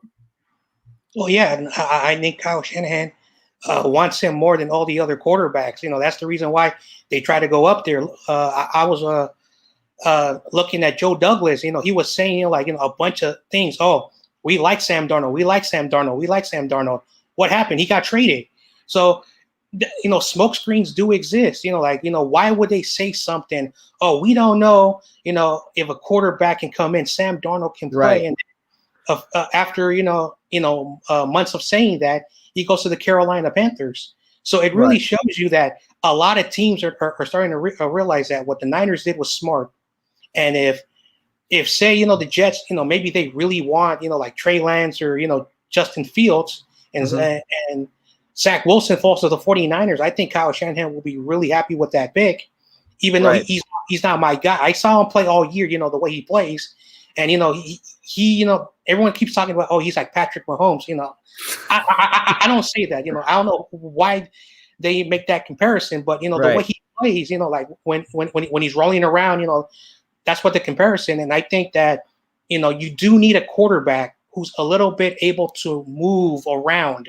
You don't want a quarterback, and I get arguments with people on my channel, on other channels. Really, you want a quarterback that just stays at one point and looks. Right. What if those pass rushers are going to go at you? You have to know how to move around. And many people say, oh, but I don't want a quarterback who runs. That's scary. At the end of the day, the coaches know what kind of quarterbacks they want to coach. Yes, we're just fans. And at the end of the day, if you don't like that, if you don't like my opinion, that's okay. Go to another channel or go to a person that, makes you happy about your opinion. Because at the end of the day, I don't know. I'm not sure if you know, but we all don't know. It's just like we got to wait the next 3 weeks. And finally, once that pick is in, there's still going to be people, oh, why did they go for Justin Fields? They should have got Mac Jones. Or why did they go for Trey Lance? They could have got Justin, there are going to be people still going to be like, upset that they don't get the quarterback that they want. The only thing, the thing about it is credibility is everything. And how you earn credibility is, again, forward thinking but being spot on your predictions. Don't teeter back and forth. If you're going to say something, say something. Now, obviously, especially when it comes to the draft, things change day by day. Draft position makes a play. But if you're more right than wrong, you're going to have a strong following. So don't listen to the haters, bro. Again, when people are waiting for me to be wrong, and it's been crickets for the better half of the last 10 years. So when I do get it wrong, it's almost like, oh, dang, BEASTwriter got it wrong. But when I get it right, people are like used to it, right? So it's the same thing with you. If you build up your credibility, if you're more right than wrong, and again, that speaks volumes, right? Because who wants to follow somebody who says something and doesn't have it be true? Like, what's the point of following that person, right? So when they point out analysis and stuff like that, especially if you look at things for what it's worth and you peel back layers of the onion to get to the core, as I always like to say, just silence the haters with your work, man. And that's all you got to do, man. So keep grinding, bro. You're doing a good job. So the Niners signed, thank you, Bunk, from the BEASTwriter family. Niners signed Nate Sudfeld to a 1-year deal. People are saying, who's Nate Sudfeld? Well, he's from Modesto, California, for one. He's also a 6th-round pick, if I'm not mistaken. Let me just look this up. I think he was with the Philadelphia Eagles. Yeah. Was he? Okay, good. Yeah. So I don't pull it up because I don't want to be wrong. So yeah, he's a 2016 6th-round pick. Played for Washington and then was most recently with the Philadelphia Eagles. He clocked in at 6'6", 234 pounds. Had a 4.93 40-yard dash. We don't really care about that. He plays quarterback. Had a 7.42 3-cone drill. I do care about that. Had a 29.5-inch vertical jump and scored a 28 on the Wonderlic. So he's very smart. Now, what does this mean? That doesn't mean absolutely jack crap. This could be a smokescreen that they signed him and to drive traffic. Like, oh, maybe they're not even interested in a quarterback now. Maybe they like Nate Sudfeld. Obviously, that's not the case. But hey, could Nate Sudfeld signing be the end of Jimmy Garoppolo in San Francisco? I don't know. We'll see. Think about it. Think about it this way, right? Nate Sudfeld has experience. He just scored a 28 on the Wonderlic. So one, you're getting a smart quarterback. So whether or not he's going to replace Jimmy Garoppolo on that level, absolutely not. I think that's fool's gold. However, when you take it into context, and if he scored a 28 on the Wonderlic, like Wikipedia just suggested, he picks up the playbook really fast. So if they get him here on April 7th, with 3 weeks left to go in the draft, and they're giving him the playbook today, and let's say he grasps things over the next couple of weeks, and then they feel comfortable heading into the draft, and then the Patriots call and say, hey, is Jimmy Garoppolo still on the table? They might make that play knowing that quarterback of the future, whoever that is, whether it's Zach Wilson, Justin Fields, Trey Lance, Mac Jones, pick your poison, that there's no toxic locker room dynamic. Because if Jimmy Garoppolo is sitting there, again, George Kittle loves Jimmy Garoppolo. this new quarterback, he's going to save face. And again, take things at face value. George Kittle is going to say the right things. He's very professional. But at the end of the day, he's very vocal about who he wants as his quarterback, and that's Jimmy Garoppolo. So as long as Jimmy Garoppolo is sitting there in that locker room, he's going to have Jimmy's back over some rookie quarterback that he doesn't know. Truth be told. With that being said, I think Kyle Shanahan realizes this and be like, you know what? We don't want a toxic locker room dynamic where behind closed doors, maybe publicly everything's hush-hush, but behind closed doors, you have George Kittle talking to other players like, man, we can win with Jimmy Garoppolo. I'm not sure about this rookie quarterback. So if you can't take Jimmy Garoppolo out of the picture and bring in a guy like Nate Sudfeld, then it's almost like, well, Nate Sudfeld sucks. But really, right? So it's a non-issue. Oh, but we have to roll with this guy now. You see how that works? Now, I'm not saying it's going to happen. Nate Sudfeld definitely is probably going to be a practice squad player at best. But at the end of the day, we really don't know because he did score a 28 on the Wonder Leg, and that is very impressive. I don't know. What is your take on Nate Sudfeld signing? Let's talk about that. Well, he's been a backup, most of his career, and if they're bringing him in, there has to be a reason why, like now, currently, if he is signed, there's 4 quarterbacks currently because they also have Josh Johnson, Josh Rosen, Jimmy Garoppolo, and for sure they're going to draft the quarterback. Right. So, the quarterback room is going to be really big. So it's either going to be for competition, because you have to push these quarterbacks. It's like Josh Rosen. I know he wants to compete for a starting job in the NFL. And, when Sudfeld, when he was with Philadelphia, he played some games, I'm not saying he's like great, but he's not, bad. So we'll see what they're trying to do. Cause like at the end of the day, I think because like Garoppolo has never had competition, I could be wrong, but I think you want to, push your quarterback for competition because, Garoppolo, I think this year, I hope I'm not just making things up, but he's like, look at me, I win, Beathard, I don't know if he did that, like just saying, I'm going to sit out. Plus, they were losing. They were not going to be in the playoffs. So, business wise for him, he said, I'm not going to put the rest of my body on the line. I'll let these, quarterbacks play. Maybe that's the case because like we will see what happens because like, there's still a possibility because like when people tell me, oh, Jimmy Garoppolo's going to be on the team, the draft is not here yet. And there's 3 days of the draft. So you can still trade him even on day 3. And even if he's not traded, the cut date, could they cut them? That's why I said on June 2nd, we can finally say 100% Jimmy Garoppolo will be on this team next year. It's going to be a long, long way to go. And hopefully, we can finally end this because like it's true. NFL is the longest off season and people have to write about, something. So that's how I see it, Yeah, it's good. It's just, I don't know, man. It's just going to be interesting, dude. But then the draft is crazy. So let's talk about the draft. I mean, everyone wants to talk about the draft. I talked about my safe bets. I had Micah Parsons on this list. Obviously, I had Patrick Surtain, Najee Harris, Jamar Chase. This draft class is very strong at the top. It's very top heavy, but then it's not. When people say it's deep, I don't buy that. I don't think it's the deepest class. And then obviously Kyle Pitts is a safe pick. Those are my top 5. So with that being said, when we look at exactly what's coming out, again, I like to use my NFL BEASTwriter draft analysis and some analytics. And here's some food for thought. All right. Only 28 wide receivers were drafted in the top 10 since 2000. Only 28 wide receivers were drafted in the top 10 since 2000. Okay. Furthermore, only 9 of those 28 made the Pro Bowl. So there's a high bust rate when it comes to drafting a wide receiver in the top 10. In fact, that's a 32% failure or success rate of drafting a Pro Bowl talented player.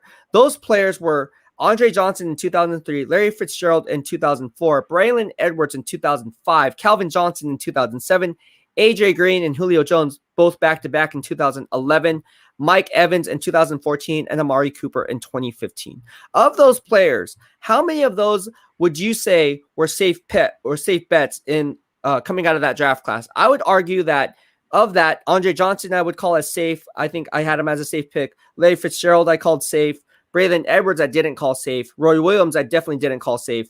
Calvin Johnson, obviously he was a safe pick. AJ Green, Julio Jones, both safe picks. I like those guys. Mike Evans was one of my draft crushes back in 2014. He was a safe pick, and so was Amari Cooper, another one of my draft crushes. So when you look at that, majority of them were my draft crushes. and safe bets. But when you look at it in this year's draft class, you have Devontae Smith, Jalen Waddle, and Jamar Chase, all possibly being echoed in the top 10 conversation. Of those three, who you think is the least busty? Well, when it comes to wide receivers, I have a friend who, he played, college, he wasn't the best. And he said that wide receivers are a position that you don't have to really worry. And when you do have a high prospect at wide receiver, everybody wants, like you mentioned, like Larry Fitzgerald, wide receivers like that. And it is true if you've only had like 20 something, you said, of wide receivers, going in a top 10, since 2000, it really shows you that you don't really need to reach for a wide receiver. Now, when it comes to Jamar Chase, like I listen to all the NFL scouts and ESPN, they say a lot of great things about him. I saw his pro day, he was fast, when he ran that pro day, and then also they talked to his dad, and they said, even when he wasn't playing this year, he was working out. He was, doing, what he was supposed to be doing, getting ready for the draft, But at the end of the day, like I said, when it comes to these prospects, I don't call them, he's going to be Larry Fitzgerald. They're prospects for a reason, because we don't know. And that's what the gamble is. When you're drafting a player, even for my Niners, you're taking a huge gamble, and you cannot do this idea that some of these people who watch, these, NFL analysts, say, oh, because they did this in college, they're going to do the same thing. And I've seen a lot of wide receivers, like you mentioned Roy Williams, when he went to the Detroit Lions, everyone said, oh, this guy's going to be so good. I was a kid, not understanding this process, it's hard for me to say, which wide receiver is going to be the best, even though he's a tight end, Take a stance, dude. I want you to take a stance. We have to do it. Hey, I already have mine. I'll give you mine. What's yours? Take a stance. Dude, this is what it's about, bro. Taking the stance. And again, this is what makes GMs and scouts, they love this stuff, what we're talking about right now. Because if we're going to criticize them or praise them for making a move in real time, let's take a stance. I'm challenging you. You don't have to do it, but I'm challenging you to do it, because I do it every single day. You know this. Take a stance if you're open to it. Who do you think is the best wide receiver in this year's draft class when it's all said and done?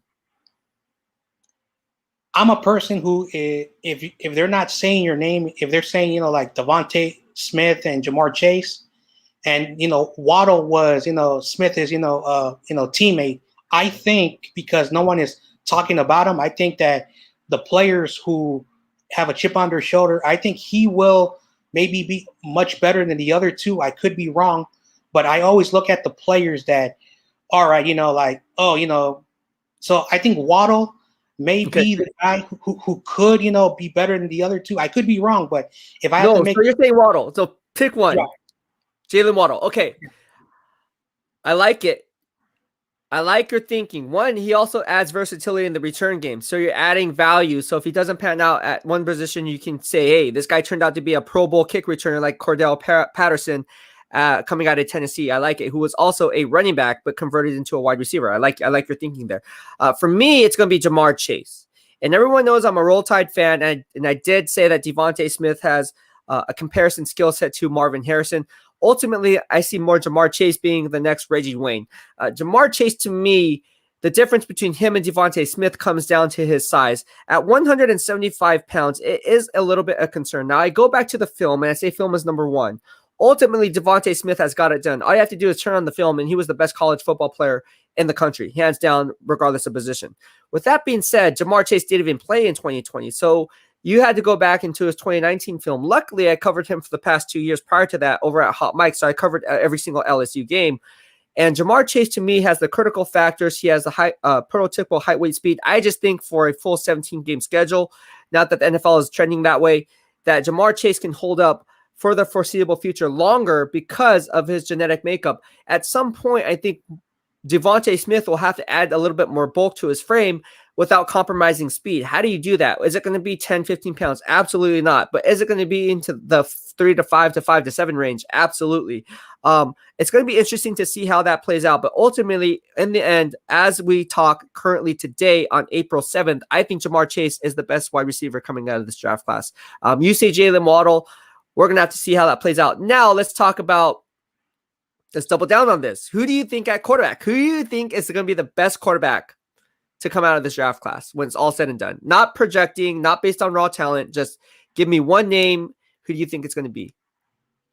And see, I think, and a lot of people are going to be, crazy for me to say this, but I think Kyle Trask, Kyle Trask. Yeah, wow. Yeah, and the reason why I say this is that, when you compare, him and Mac Jones, like they have almost a similar style of playing. Okay. Trask is a little bit more, I'm not saying mobile, but he's a little bit more better on his footwork. And he's not going to be drafted in the first round with teams that really need quarterbacks immediately.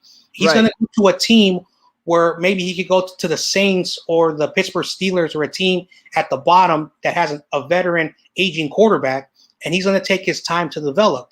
While the other first-round talents are going to be pushed, immediately. Like, for example, San Francisco, they're going to try to push that quarterback to take Garoppolo's job. So I do believe Trask could be a guy that reminds me of Aaron Rodgers, who he fell down. No, I'm not saying he's going to be, but he fell down.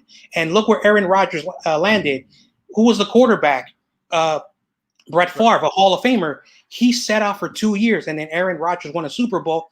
I think that the quarterbacks that we were talking, I'm not saying that the quarterbacks, for sure, Trevor Lawrence, he's going to have the roughest. Zach Wilson's going to also have a rough time. And whoever we don't pick out of Justin Fields or Trey Lance, whoever is not picked, I think they could be the first round guy that could be better than all the other guys. That's how I see it when it comes to quarterback. But we're talking about career, like when the careers are over, when Hall of Fame talk and discussions in play, you think that guy's going to be Kyle Trask? I believe so. And like I said, come back in a couple of years and you could be right. Dude, you could be right, dude. I could be wrong. I think it's going to be Zach Wilson. I think Zach Wilson, ultimately, he's my top-rated quarterback in this draft class. I think Zach Wilson is going to be, when it's all said and done, especially if he goes to San Francisco, we're going to look at this and be like, dude, Zach Wilson was in a top-heavy quarterback draft class, was the best and the cream of the crop. You say Kyle Trask, I say Zach Wilson. Now watch us both be wrong, or watch you be right and I be wrong, and it'll be interesting. It'll be interesting. This is what I like to do, man. I like putting people on the spot, but at the same time, I think we have to take a stance. There has to be a reason for this. Cornerback. Who's your top cornerback in this year's draft class when it's all said and done? Man, I'm telling you, man, this is what GMs and scouts are talking about as we speak. They're doing that same exact thing. Trust me on this. I work with scouts. I know. This is what they say. Hey, we're formulating our horizontal board right now. Is it J.C. Horn, or is it Caleb Farley, or is it Patrick Surtain Jr.? Who do you want? Who's our top rated board? If we're sitting there, we need to take a quarterback. I'm gonna stick with I'm gonna stick with Horn. I think that even though his stats are not really good when you look at it, but I think that guy can ball. Like I saw some of his tape. I saw, highlights also. And he's not going to be drafted, early. And I think, even though everyone says Patrick Surtain, Patrick Surtain has a bit of flaws. And, when it comes to J.C. Horn, if he's going to be going between 10 and 20, like everyone is saying, he's going to land on a good team. And I think, he has a bigger upside, and everyone's going to be looking at me, oh, this guy doesn't know his stuff. But I've been saying, Horn, J.C. Horn could have a great career when it's all said and done. I like it. J.C. Horn is actually my second-rate cornerback. I think he is definitely going to be a Pro Bowl player. For me, I am going on the safer side, although I do think J.C. Horn has high potential. I'm going to say, when it's all said and done, that Patrick Surtain Jr. is going to have the better career overall and a 10-year cornerback for the foreseeable future. Again, it's great because, I mean, it's 1A and 1B. Both of them are going to be great cornerbacks, Pro Bowl talented players. Keith Murphy from the BEASTwriter family, thank you so much for your generosity. I appreciate the love and support. Mahalo. He says, so the Niners are going to pick up another prospect with injury history. I'm tired of injuries. I pass on Wilson. So he doesn't want Wilson. So he disagrees with me, which is great. I like people who have differing opinions. He says no on Zach Wilson. I say yes on Zach Wilson. But time will tell to see what happens. Thank you so much, and mahalo for your generosity here in the BEASTwriter family. Braden Springer, what makes Zach Wilson your favorite? Wilson didn't really play very hard teams every week like Fields and Lawrence. Interesting point. What I like is the critical factors. I broke this down on an earlier live stream. I like how he can make all the throws. He throws off platform. The velocity on the throws is really tight. He knows how to run Kyle Shanahan's system. Coming from BYU, he can run those naked bootlegs, something that you can't do with Jimmy Garoppolo. He opens up the playbook as a dual threat, adds dual threat ability coming out of the backfield, knows how to manipulate the pocket. Also, he looks off the safety, which is something very important that you need to do at the NFL level, especially when the teams are running their cover 2, cover 3, and cover 4 shells. And he's very good at going through his progressions, keeping his eyes downfield. These are things that I like in Zach Wilson's game that not necessarily see in a guy like Justin Fields. Justin Fields is very inaccurate. And what I like to call the SIDS game, the short, intermediate, and deep passing game. He throws on the wrong shoulder. He doesn't throw on the proper shoulder. Doesn't throw to the receiver in stride. These are things that you see in this game that concern me. With Justin Fields, as opposed to Zach Wilson, you see the differences in their games in terms of accuracy. That's something that you need to have no matter what system you're in. If it's in a RPO system, or if it's in a West Coast offense system, or a vertical Air Coryell offense, you have to be accurate with the football. And Justin Wilson. I was going to combine Zach Wilson and Justin. Zach Wilson brings that and more to the table. So I really like Zach Wilson. I think he's going to be a great cornerback or quarterback. Fletcher Valentine says, wow, he had something to say with you. Hopefully it pops up here. Is JC Horn Joe's Horn's son? Yes, he is. That is Joe Horn's son. And there's a lot of legacies here. Patrick Surtain Sr., obviously his son is Patrick Surtain Jr., Lorenzo Neal, the former fullback, all-pro fullback for the San Diego Chargers, right? I believe he played for the Chargers. His son is Lorenzo Neal, also in this draft class. Asante Samuel, obviously, is also in here as well. All right. So we got a lot of stuff in here. Okay. Hold on, bro. We got some questions here. All right. So we're going to get some stuff. Okay, here we go. Could the Nate Sudfeld sign mean that the trade for Jimmy G is imminent in the works? Rashad, see, this is what I just talked about. What do you think? Do you think yes or no? Ultimately, if anything else, it's a smoke screen because we're talking about it. So they're driving smoke. I'm sure the Patriots are looking at this right now and saying, oh, man, they just signed a quarterback. So what does that mean? See, it's a guessing game. They could sign Nate Sudfeld and just use it as a chess piece. Like, okay, we just signed them. Just put out the news out there that we know that have our quarterbacks. You know what I'm saying? What is your take on that? Do you think are you buying into this, or are you not buying into this? Well, until like something really happens, like the Patriots, like I said, for a month now, we want Garoppolo, and whatever happens, Garoppolo's gonna be playing in the NFL. That's right. what I can predict. But as I mentioned, John Lynch, you mentioned, the dude is stubborn. Like, he really loves to double down in everything he says. Like when, like, I'm still pissed off when, Buckner, he's gonna be on this team, and then he gets traded. Anyway, so he brought in Jimmy Garoppolo. It wasn't Kyle Shanahan. He brought in Jimmy Garoppolo. He paid him the money. So he's doing everything he can, because if you go back to like in the end of February, he said something that does not make any sense. He says, he was asked by some guy on a podcast, said, Garoppolo, is he your quarterback? And he said, when healthy, he's our quarterback. When he's not healthy, we have to make sure. So it's hard for him. Whatever he tries to say, nothing makes sense. At least Kyle Shanahan is honest. He's like, Garoppolo, he wins, but just like any position, linebacker, corner, running back, if you can improve it, why not? And that's what the role is. It's a business. Like, these players know when they get drafted, they're not going to be on the team some of them are lucky to be on a team for a long time, but the majority of players never ever end their contract. They're either traded, released, and Garoppolo, I hope he knows that because he has not made any public announcement. I don't know if he has a social media, so for him, like he's working. I know he's trying to work, get back in. And if Sudfeld is there for a reason, it has to be for a reason. We may not know why, but we will see what happens because during the draft, a lot of the questions that we've been asking for months now will be answered. That's how I see it. All right, so we have a question from LL from the Beastwriter fan says, what Lorenzo Neal Jr. position? Like, what's his position? It's defensive line.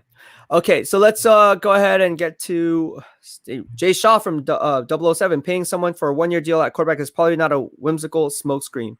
So he doesn't think it's a whimsical smokescreen. I would disagree with that. I think it is a smokescreen because anytime you have anyone into the conversation at quarterback position, obviously it drives up smoke. Doesn't matter who it is.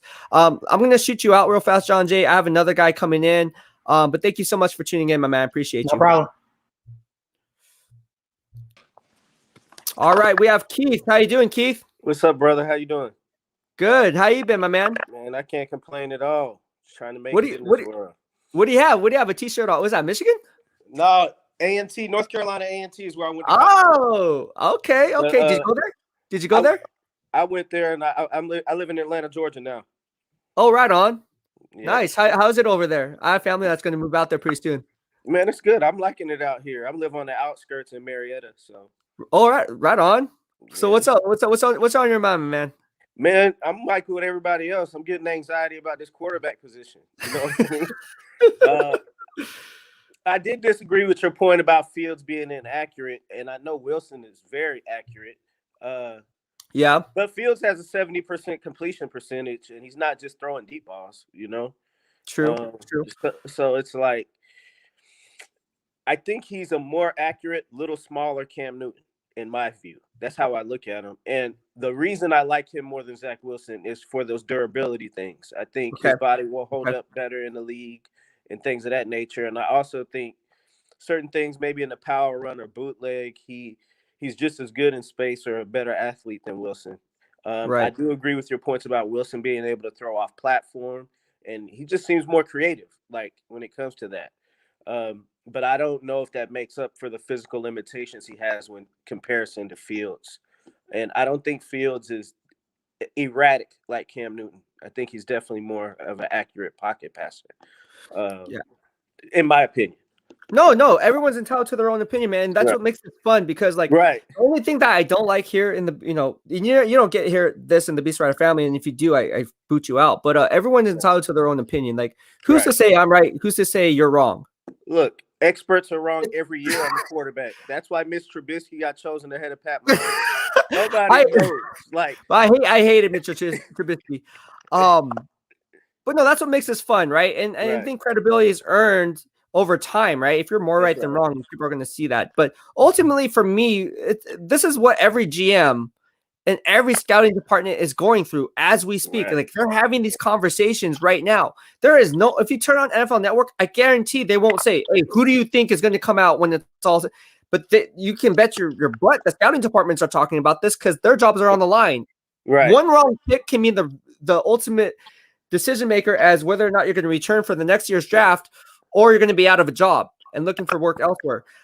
With Justin Fields, for me, I think he's inaccurate simply because of the fact, like, a scout once told me this: it doesn't matter what his percentage completion percentage is, because a lot of times it can be thrown based on the system that they're in, whether it's a spread offense, if it's a check down, or if it's coming out of the flats. And then you also have to peel back layers of the onion to get to the core in the short to intermediate to deep passing game, which you pointed out, which is great. Right. The thing for me is throwing to the receiver on the proper shoulder, coming in out of his breaks at the top of his stem, and then throwing to the wide receiver and stream to where the receiver is not putting on the brakes to come back for the ball. Because one bad throw can mean the victory, the difference between victory and defeat. And football is a game of inches.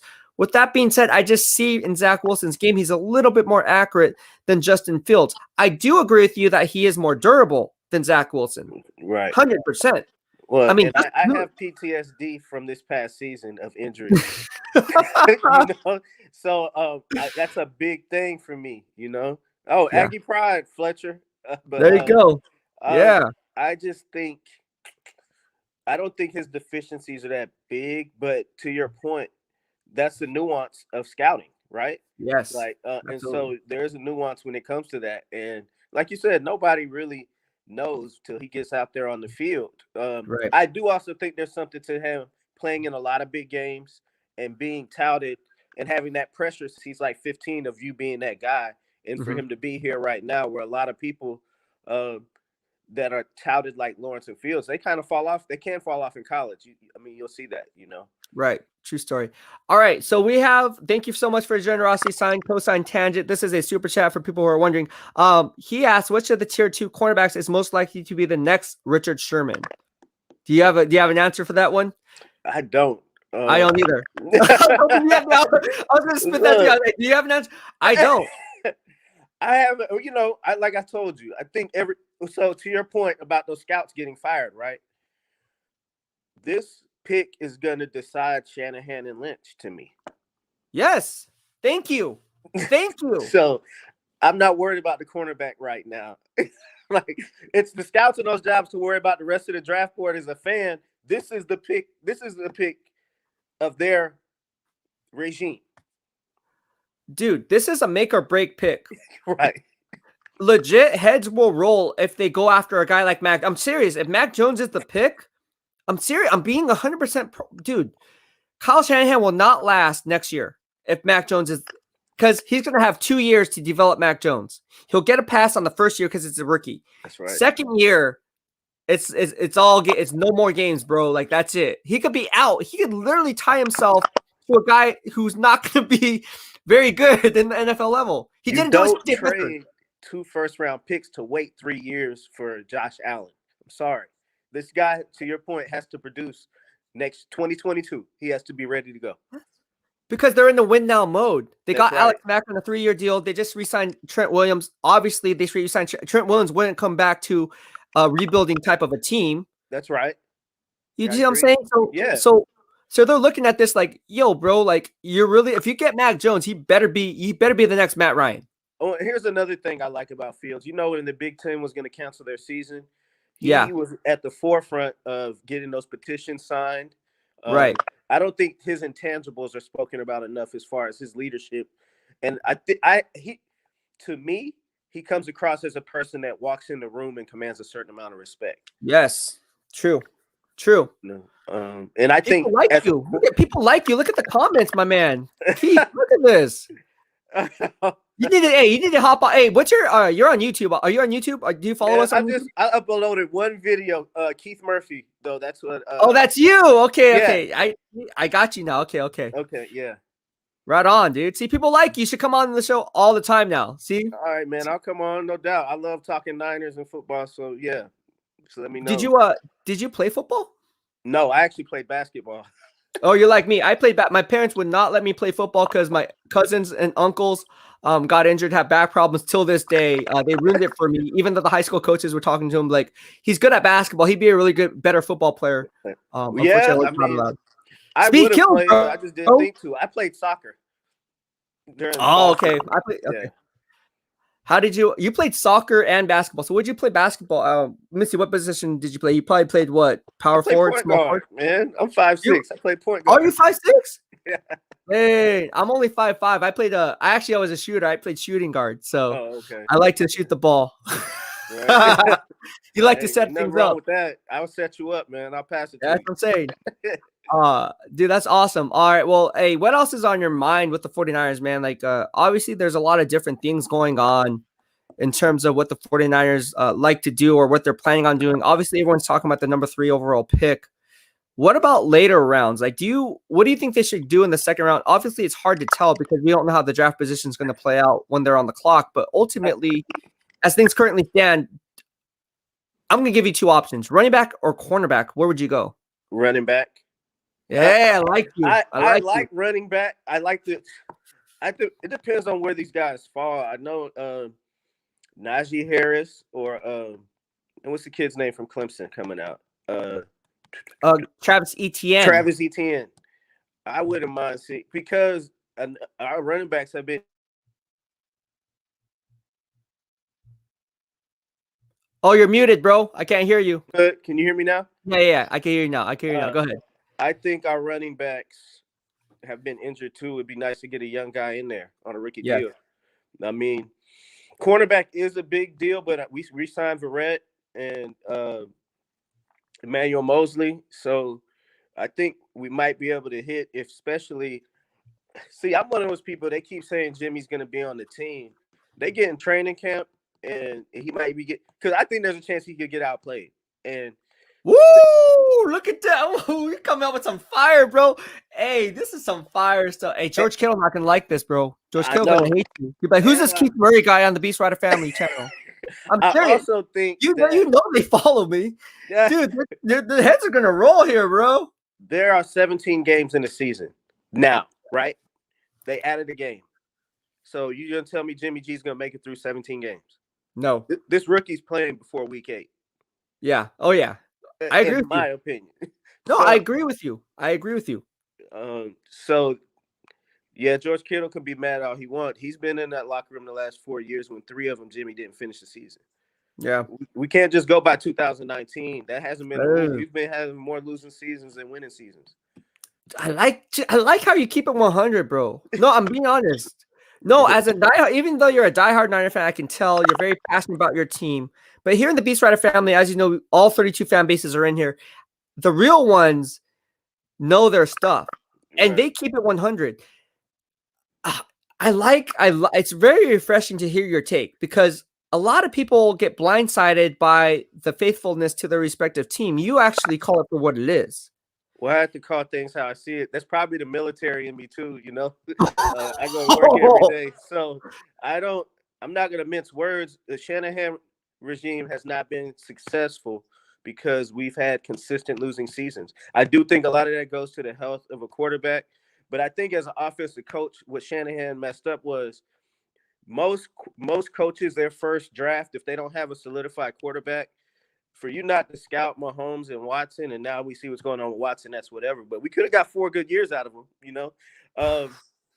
That I think that was not. I mean, and I'm just a fan like you, but I just didn't understand why you weren't looking at Watson. I didn't know who Mahomes was, so I can't say that, but they did. So now that I know who Mahomes is, how do we not kind of get a quarterback? And then we picked Solomon Thomas. I'm still scratching my head at that. Bro, I told John Lynch, you know, while I was sitting there in the war room, in the pre-draft analysis, I told him like he knows who I wanted, and especially in that draft class. And I told him, I was like, you know what? He's like, who do you like? I said, I like Jamal Adams, bro. And you played strong safety, you know what Jamal Adams. You could have had Jamal Adams, bro. Right. Even at 2, even at 3, you got Jamal Adams. What did Seattle give up to get him? 2 number 1s? Yeah. Like he's a player for sure. I told, and then I said in the second round, I told John Lynch, I said at number 34, stay there, get Alvin Kamara. I legit told, this is all documented. Right. We wouldn't have this running back conversation if we had Alvin Kamara. Right. Listen to the BEASTwriter, man. Just go by what I say, my draft crush. And this year, Najee Harris, I'm telling you, Najee Harris is the real deal, man. People are sleeping on him and talking about tread on his tires. Okay. They're talking about tread on his tires. But if you look back throughout history, you will notice that all the good running backs had tread on their tires. Look, so it's a dumb argument. You can't have too much tread on your tires. I'm sorry. It's not the same. He's 21? He's young, bro. Yeah, we're worrying about the next 5 years. You worry about tread on his tire when he's 27, 28. I'm not worried about no 21-year-old's tires. No, I know. All right, here's a question from Tony Nagatani, part of the BEASTwriter family as well. Would you be mad if the Niners draft Kyle Pitts? I know it's not going to happen, but would you be mad? Okay, so if they're sitting there at 3, if you're GM John Lynch, you're wearing GM John Lynch hat. You're the GM of the 49ers, Keith. Would you draft Kyle Pitts at number 3 if he's on the board? If I came in with the number 3 pick, not after I traded 2-1. Yeah, exactly. No. Yeah. I agree. Like, no, you don't trade 2-1s for a tight end, especially when you already have George Kittle. Yes, that's just a luxury piece. And I know Kyle's been trying to get a second tight end, and if Jordan Reed could stay healthy, that would have been fun to watch. Yeah, but no, you don't pick. And I think Kyle Pitts could be the second or third best player in the whole draft. That's not the Oh, thing. for You sure. don't trade 2 1s to Right. go get a tight end. No I way. like I like it. I like, dude, we are spot on. Dude, we should start our own scouting department. We do well. Honestly, truthfully, on draft day, I'm gonna have a live stream just like this.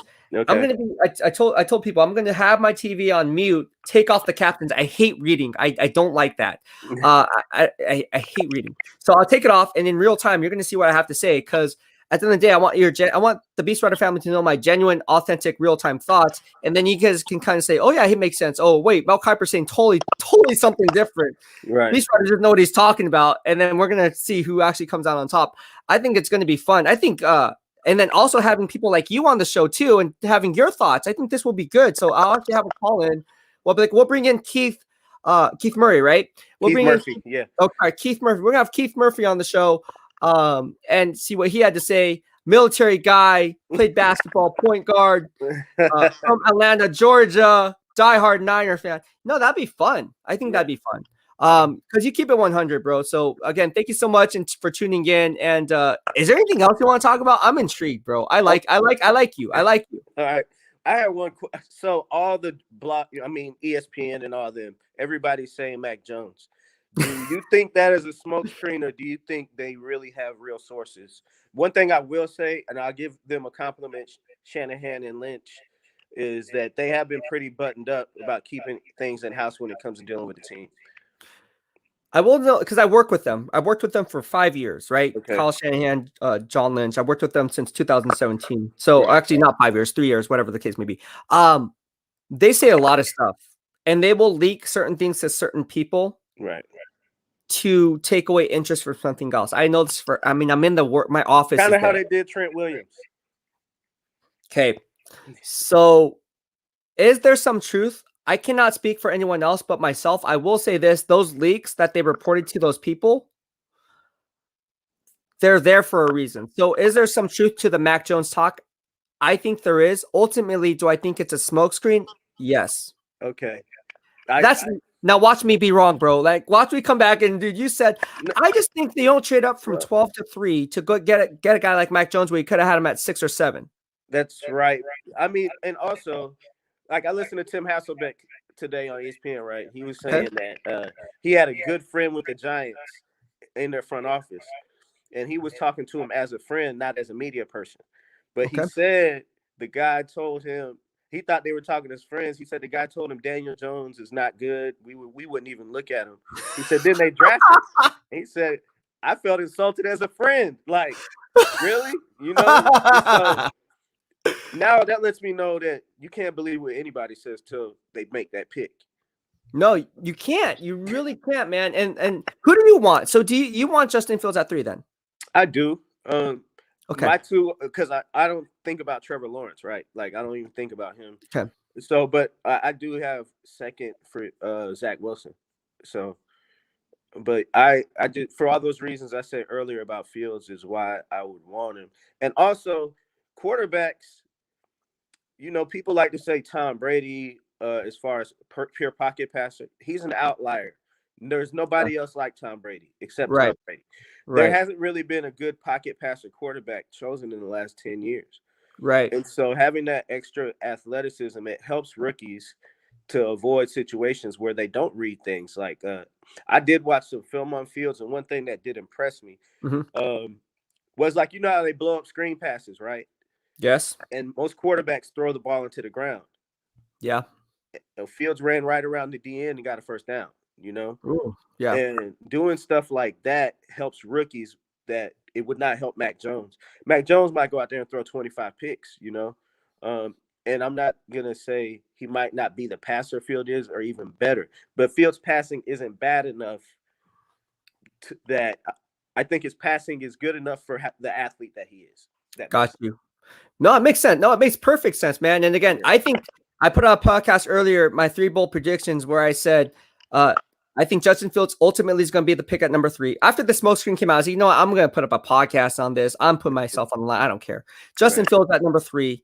Obviously, they're going to trade Jimmy Garoppolo, I think, to the Patriots on or before draft day to the Patriots for a day 2 pick or whatever, day 1, day 2. But he's going to be get traded. And Fred Warner stays in San Francisco. There's Well, talk now. I think us going for a rookie quarterback is going to help us re-sign Bosa and Fred Warner. Yes, absolutely. But they can't do anything until they remove Jimmy Garoppolo from the equation. Right. And Jimmy Garoppolo needs to be. I mean, hey, listen. I think if Jimmy Garoppolo goes back to the New England Patriots, don't be surprised if he revives his career, if he can stay healthy. I think he might be a top 12, top 10. He'll put up the same 2019 numbers, are very similar with the guys that they have there. They have Jonnu Smith and Hunter Henry. Those are both two starting quality tight ends. They have Nelson Aguilar, who just shined. They have Kendrick Bourne, to the rapport with Jimmy Garoppolo is already there at wide receiver. They got Trent Brown back.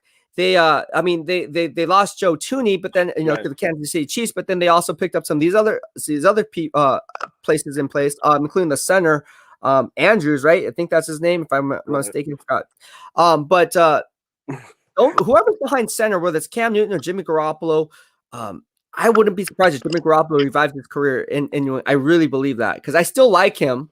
Mm-hmm. I just wonder about his if he's weak in the knees. Can he stay healthy? I'm not gonna lie. You're more optimistic about Jimmy G than I am. Yeah, I have my reasons. For one, in 2019 in the playoffs, Kyle Shanahan pretty much took the ball out of his hand. He did. He did. Like, you throwing the ball all up. Like, one thing, Jimmy G is very careless with the ball. Not as careless as Nick Mullins, but I'm gonna also give another hot take. I don't think the Patriots want Jimmy G. Not at $25 million. For one, I heard a linebacker that used to play there when he was there, and they said coaches used to kind of give him the side eye, like, you're never available. His health stuff didn't just start when he got to us. He had health issues in New England, And I look at things like, you ever have a girlfriend and you're like done with her? And then, she was a good girlfriend, but I ain't going back. Yeah. And I don't think he's an upgrade to Cam Newton. So I wouldn't take on his salary. Okay. For what? I mean, that's my opinion. Like, no, but dude, you don't have to explain. You're good. Right. You're good. Here's my thing. You know what my hot take is? Okay. I think most people are tying Mac Jones to the New England Patriots, and I did initially. I stayed up till 4 a.m. this morning. No joke. I'm being serious. Right.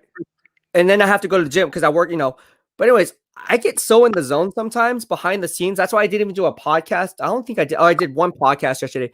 I was working tirelessly. Here's a hot take. After talking to a lot of people inside NFL circles, they won't give me the green light to say this. I'm going to go ahead and just make this prediction based on what I'm hearing and based on my analytics. I think the New England Patriots are going to target Trey Lance. I don't think they want Mac Jones. I think they want Trey Lance. I don't think that's a hot take. It is a hot take because I haven't heard it, but it doesn't surprise me at all. It makes sense, right? Makes sense. You got Cam there. They're not like a complete win now mode. You can mold them in your system. I think it makes 1,000% sense. Yes. That's my pick. I think the New England Patriots, wherever they pick, if they trade up or stay pat or whatever the case may be, they're going to go after Trey Lance if they don't get Jimmy Garoppolo. That's my pick. I'm sticking to it in my mock draft. I think I have that, and not in pencil, but in pen. I think Trey Lance is going to be their guy. And look, the Atlanta Falcons sitting at 4, they don't want a quarterback. They have Matt Ryan. They're tied to him for the next couple of years. GM Terry Fontenot, it's not his MO coming from the Ozzie Newsome ideological approach of selecting the best player available. That's why they're in negotiations to trading back outside the top 4 and still landing a guy like Kyle Pitts, right? Still landing a guy like Jamar Chase or Devontae Smith or even a Jalen Waddle. They have a plethora of different needs and still get recoup draft capital. If you're GM Terry Fontenot and there's a team that's sitting there at 4 that wants Trey Lance, well, it can happen. Now, I'm not saying the New England Patriots would leapfrog every single team to number 4 for Trey Lance. I don't see that. That's not their MO. No. But don't be surprised if they make a trade with, like, let's say, the Denver Broncos, because the Denver Broncos want Trey Lance too. Don't be surprised if they want Trey Lance and they're like, hey, we're sitting here at 15. We want to move up to 9. What can we do to kind of work out a deal? Especially if Micah Parsons off the board, because Micah Parsons, to me, holds the key to the top 10 in this draft class outside of the quarterback position, because Micah Parsons would be a good play for the Carolina Panthers, would be a good play for the Denver Broncos, who sit there on 8 and 9 respectively. So outside of the cornerbacks like Patrick Surtain, I did this all. I memorized this stuff because I've been working tirelessly, bro. Right. it makes logical sense that a team like the New England Patriots could to be targeting Trey Lance, a small school kid like who they got, with Jimmy Garoppolo, who they wanted to develop. I think they probably have a number in mind that if he falls past, they'll trade up. You think so, right? I think that would make sense. Right. For one, Kyle, I know some 49ers want Lance. It does not make sense to draft Trey Lance to us because we traded 2 first-round picks for a guy who did not play this season. That you cannot do that, and you're not going to put your whole job on that kid like that. It's just, it would be unfathomable to me. I like his talent better than Mac Jones, but I actually think Mac Jones would be more likely pick than Trey Lance for us. But I do think New England can move up. I think Trey Lance could fall, or I don't know.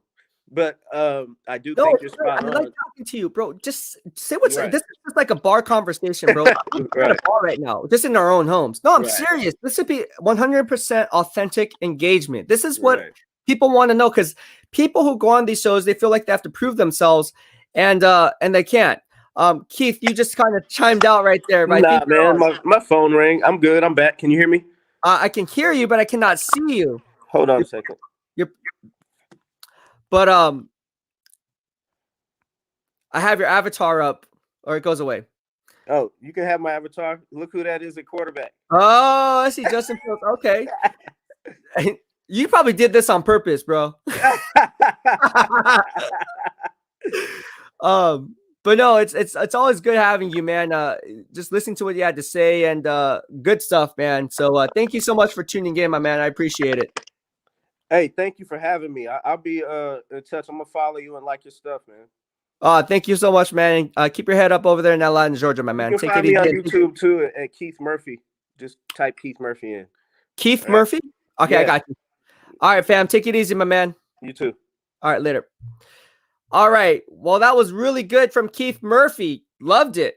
Awesome. If you guys want to chime in, some of you guys were also chiming to live chat. Please go ahead and do so. You guys can do that any time of the day you guys want right here. As long as this live stream is going, it's up here. Just go to the StreamYard.com. It's also on the description box below on YouTube. If you're on Twitter, just go ahead, open up a YouTube account, and you'll see the link there, or just open this link in the new web browser. Anyways, we got a lot of comments in here. I'm just going to go ahead and we have J Mac says Bosa has 2 years to go, still signing. Oh, means still going. Oh, we have 704 bounce Charlotte in here. What is going on, bro? Yo, what's good, bro? How are you doing, my man? I'm good. I'm good. What about you?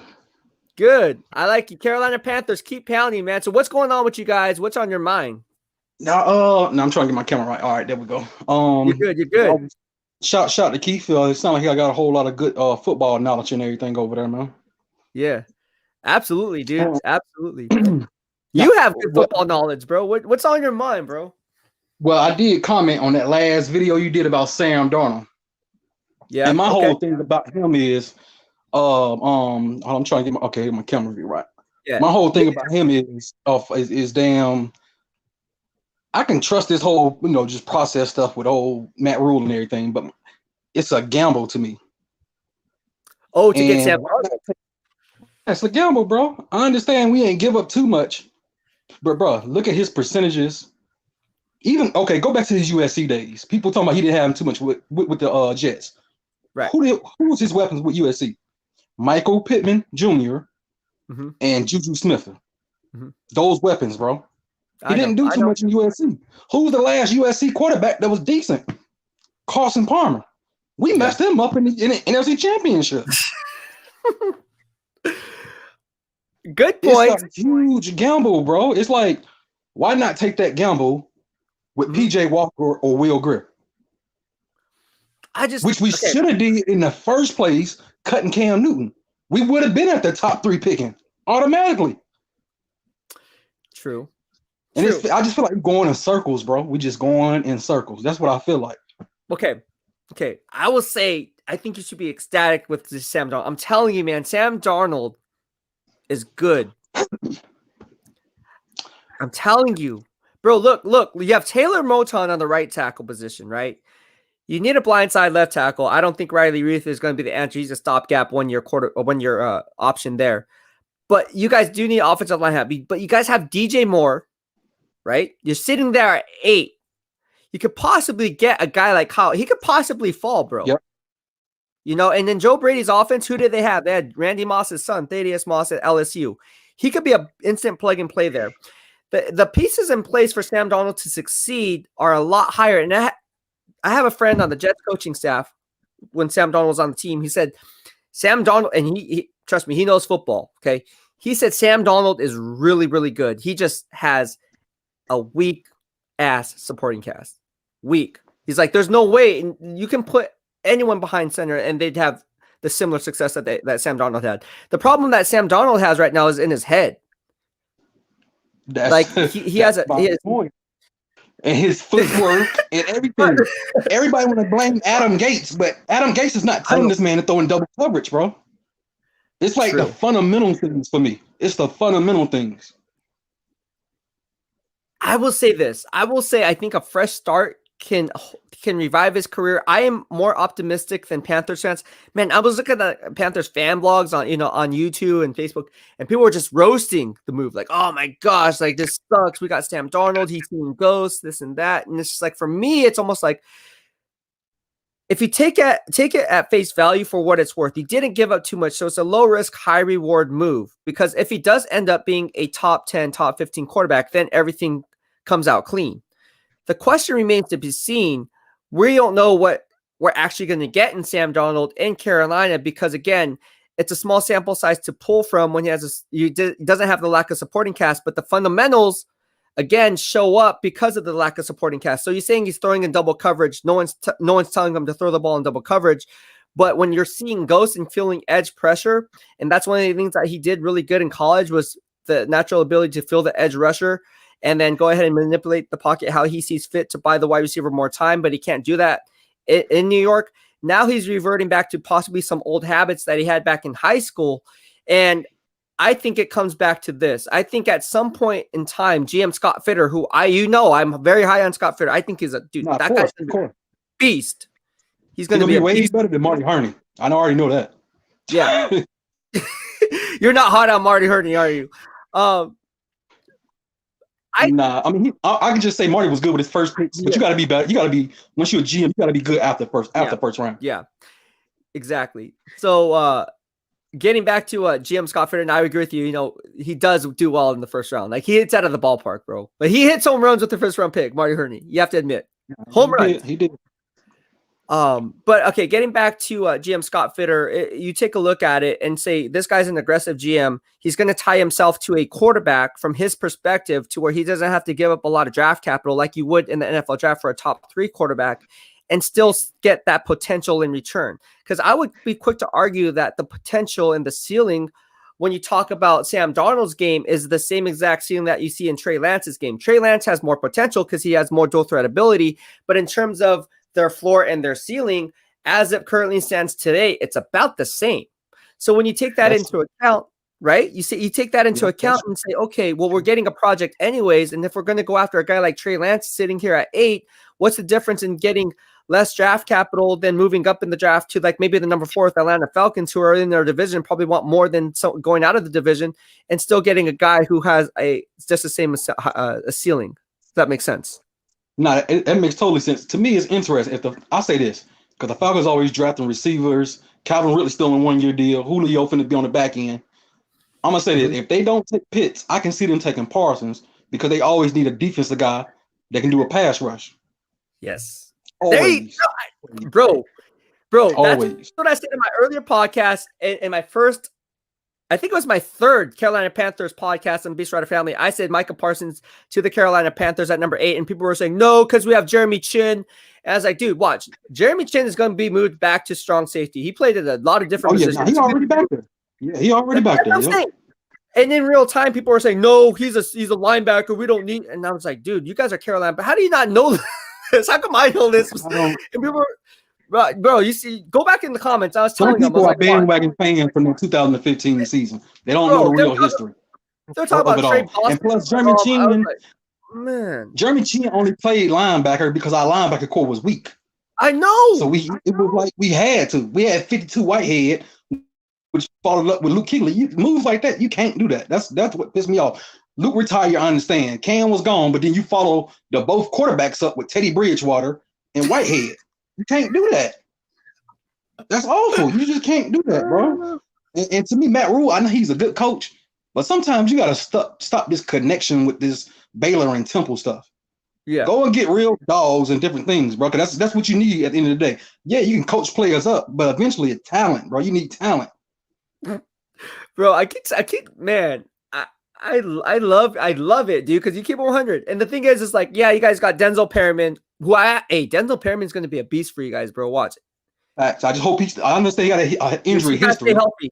You got to stay healthy. We got to, bro. Our linebacking core from even before Luke got here, we had John Beeston, Dan Morgan. Bro, keep that followed up, bro. You got to keep that followed up. You got to keep that same path.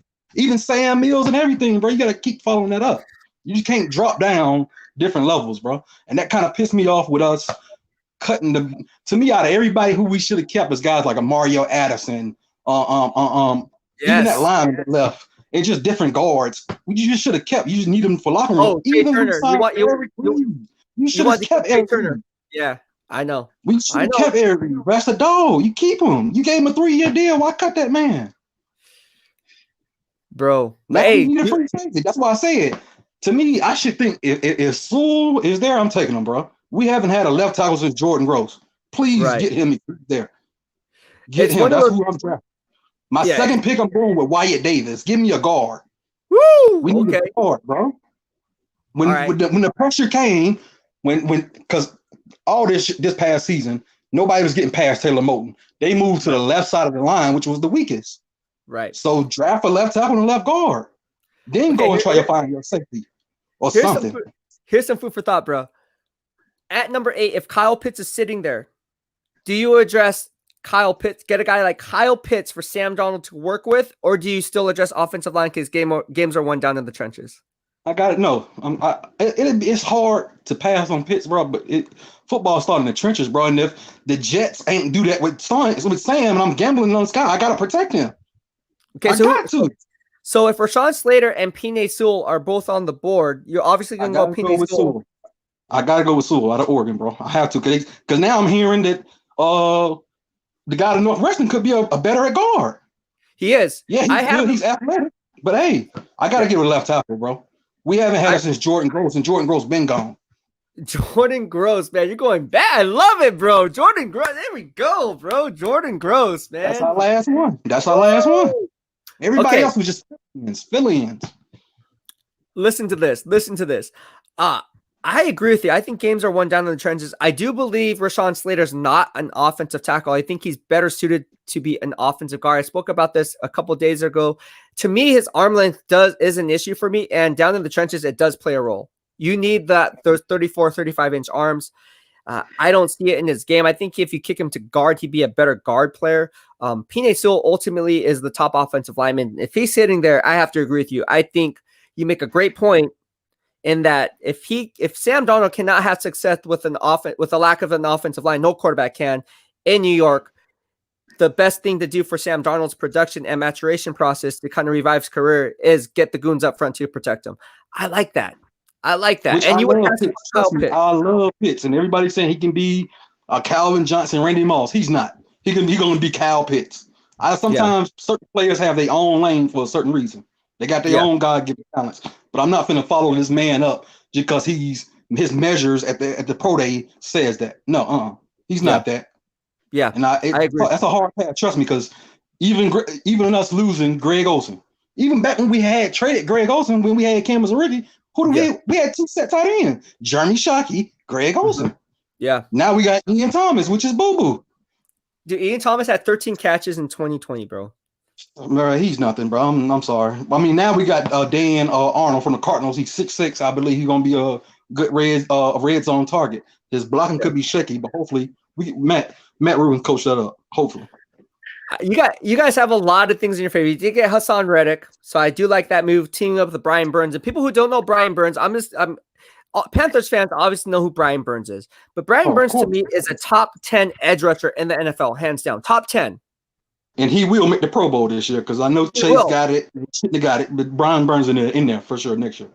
No, Brian Burns should have made it this year. Exactly. He's a hog, bro. Brian Burns is gosh, dude, that guy's so good. And with Hassan Reddick roaming the other side, he now has someone who can drive the tension away from just simply him. And Brian Burns is going to put up 12, 15 sacks this year. Watch. Oh, I believe it. He should have had that this past year. Even with his first year, Ron Rivera had this guy on special teams as a punter. I saw that. As a gunner on you don't do that. And then he broke his hand. That's why I'm so glad Ron is gone. He was a good coach. But it's just certain stuff you just can't do, bro. I'm sorry. It was just stupid. It was stupid. Everybody want to blame Cam for not jumping on the ball, but nobody want to blame Ron for putting Mike Remmers one-on-one against Von Miller. That's coaching, people. Yeah. Yeah. It's really interesting. But all right, my man, I gotta head out. I gotta get back to my workout after the end of this live stream. So thank you so much. One more question for you. I just got one question for you before you go. What's up? Because Panthers fans thinking about Patrick Surtain, and if we don't get a left tackle, Patrick Surtain, I believe if we don't get a left tackle, we could draft him. Yeah, absolutely. I love Patrick Surtain, bro. I love him. I think he's gonna be. That's another guy we ain't drafted a cornerback since Chris Gamble in the first round, and that's a long time ago. Out of the Ohio State University, good knowledge. Exactly. Good knowledge. Exactly. Dude, I like. Dude, we're gonna have you come every show, bro. You got to come on the show, bro.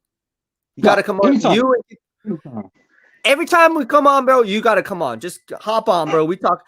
No, I'm being serious, bro, because I like talking about other NFL teams. You know this. I like talking about every freaking team. That's how I am. I love my Panthers, but I'm knowledgeable about everything. That's what I'm saying. That's what we do here in the BEASTwriter family. All right, man. Thank you so much. And you have a happy Wednesday, my man. See ya. Appreciate it. All right. All right, late.